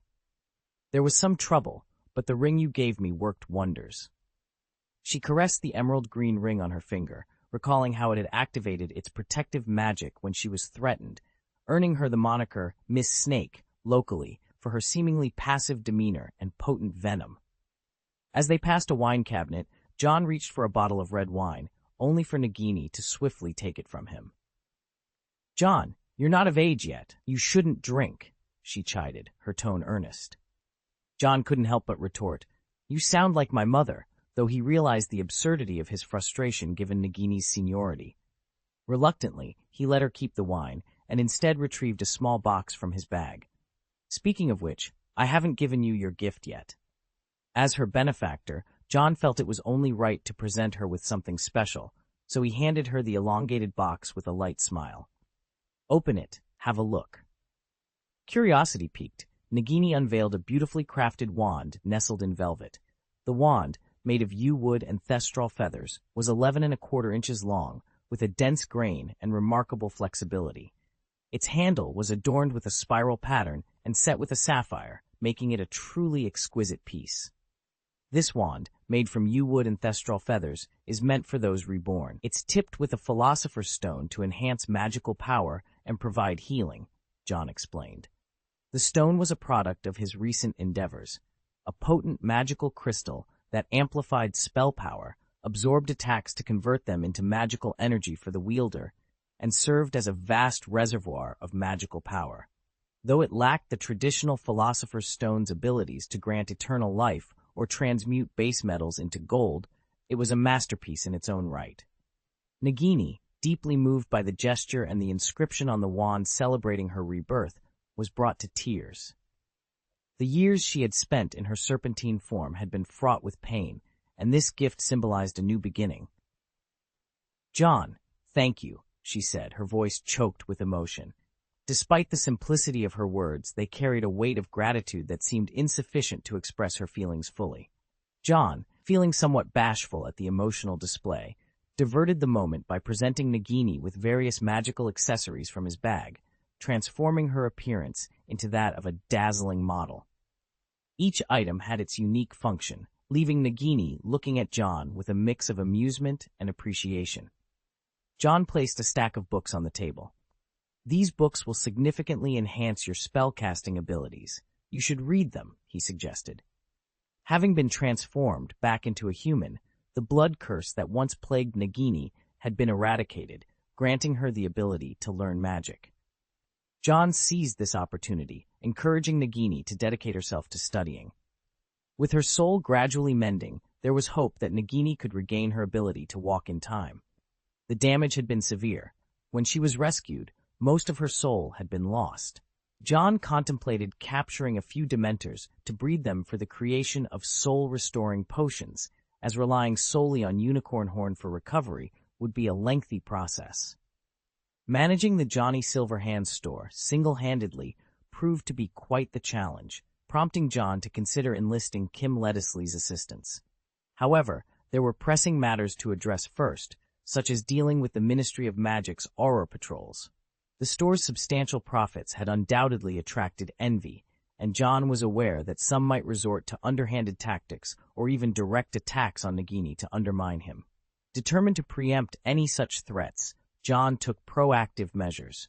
One evening, he found himself in the Blind Pig Bar, his identity concealed behind a silver mask. The atmosphere was tense as he confronted the Goblin owner, a notorious figure in New York's underground circles. The bar, a melting pot of information from all walks of life, was momentarily silenced by John's presence. "Dear Sir Johnny Silverhand, I have no intention of being your enemy," the Goblin stammered, a stark contrast to his usual bravado. Moments earlier, John had made a dramatic entrance, incapacitating 3 wizards caught in the act of wrongdoing. He then performed a soul extraction on the Goblin owner, only to return it, a warning of his capabilities. The Goblin's fear was palpable. He had no desire to cross paths with John in such a manner again. John's actions served as a clear message. He would go to great lengths to protect what was his, ensuring that threats were neutralized before they could blossom. The underworld of New York had been put on notice, and the Blind Pig Bar was now a testament to John's resolve and power. Chapter 180, Sweet Dates and Big Sticks. In the normally bustling Blind Pig Bar, an unusual silence prevailed.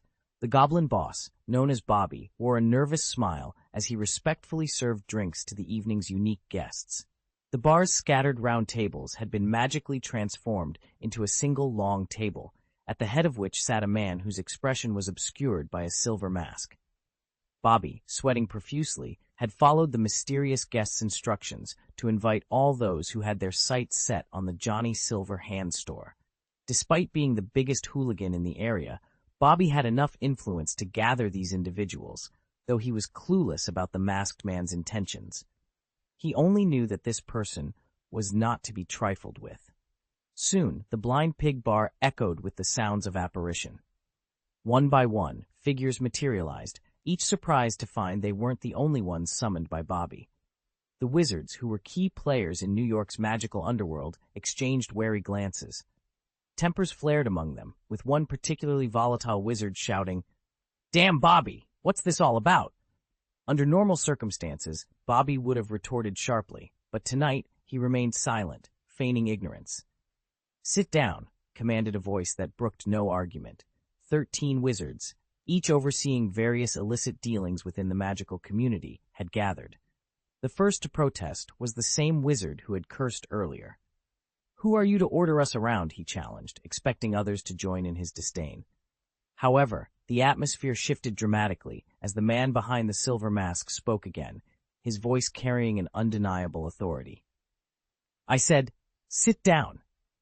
The room was suddenly filled with a palpable tension, as if a predator had fixed its gaze upon its prey, instilling a primal fear in the hearts of the wizards.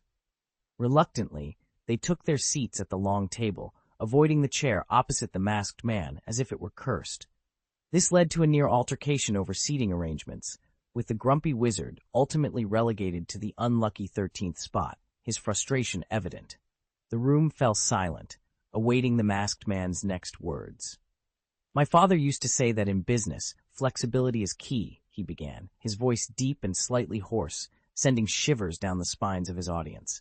He continued, "It seems my store may have infringed upon your interests. For that, I offer my apologies."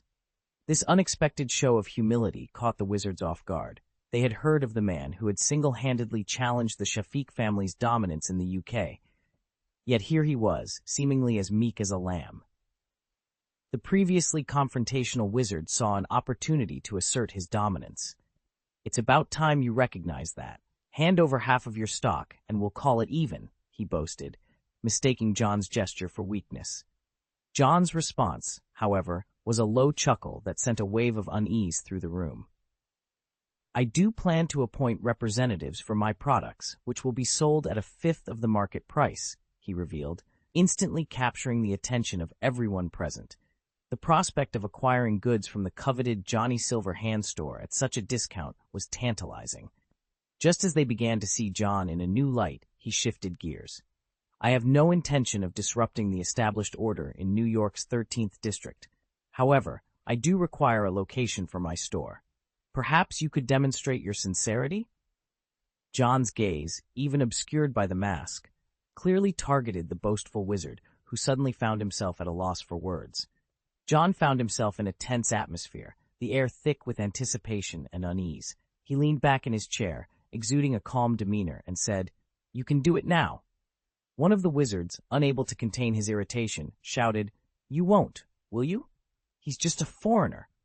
He tried to rally his comrades, saying, "We'll handle him, and the loot will be ours."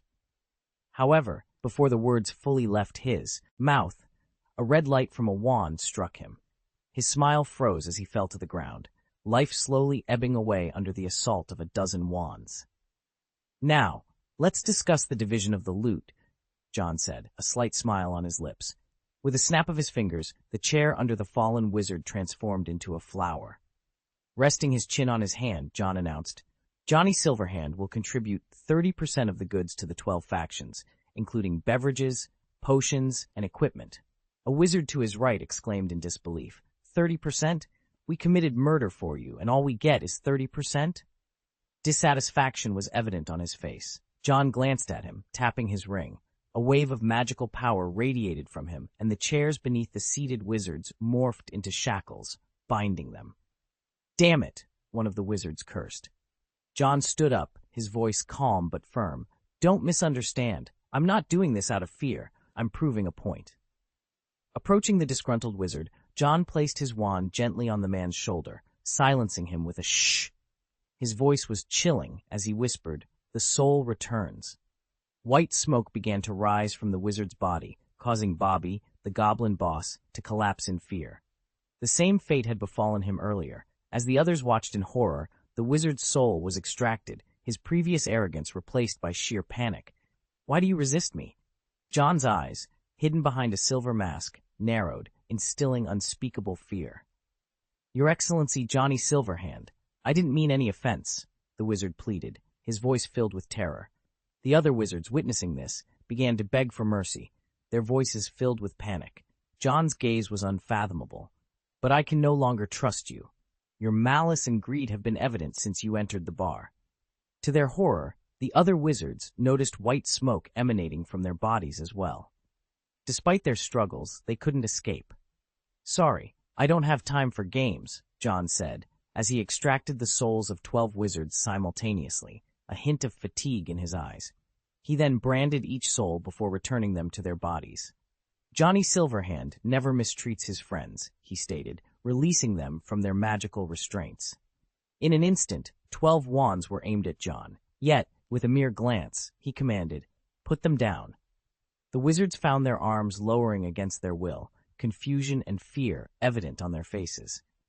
As John headed towards the door, he declared without turning back, "The 30% share will be divided among you 12. I treat my friends well, but I show no mercy to my enemies." Passing by the corpse of the aggressive wizard, John snapped his fingers, and the body was consumed by flames until nothing but ashes remained. "Bobby, clean this up," he instructed the goblin boss, who hurried to comply. Sweeping the ashes away with a broom, the door of the Blind Pig bar closed, sealing the abuse and anger towards Bobby within its walls. From that day forward, the underground wizards of New York silently purged all the formerly violent wizards from their ranks. The following day, they received their share of goods from Johnny Silverhand's store. Initially, they anticipated the share to be minimal, but the actual amount far exceeded their expectations. The share was substantial enough to yield significant profits, leaving them regretting their previous conflicts with Johnny Silverhand. If only they had known the bounty that awaited them, they would have never quarreled with him. Nagini's reputation soared within the New York magical community, turning her into a sought-after figure. Many desired just a moment of her time, a brief encounter they could boast about for years to come. This surge in popularity forced the Ministry of Magic to divert its gaze, shifting its scrutiny from Nagini to the other 12 districts. John had strategically kept them at bay, not only to protect them from potential obstacles, but also to draw the ministry's attention away from Nagini. It took Nagini a week to learn of these developments, prompting her to write a letter of thanks to John. Coincidentally, her letter arrived alongside one from Fu Rong. This sequence of events highlighted the intricate dynamics within the magical community of New York, showcasing the power of alliances and the importance of strategic foresight. Nagini's newfound status not only elevated her within the magical circles, but also provided her with a layer of protection from the ministry's prying eyes, thanks to John's calculated maneuvers.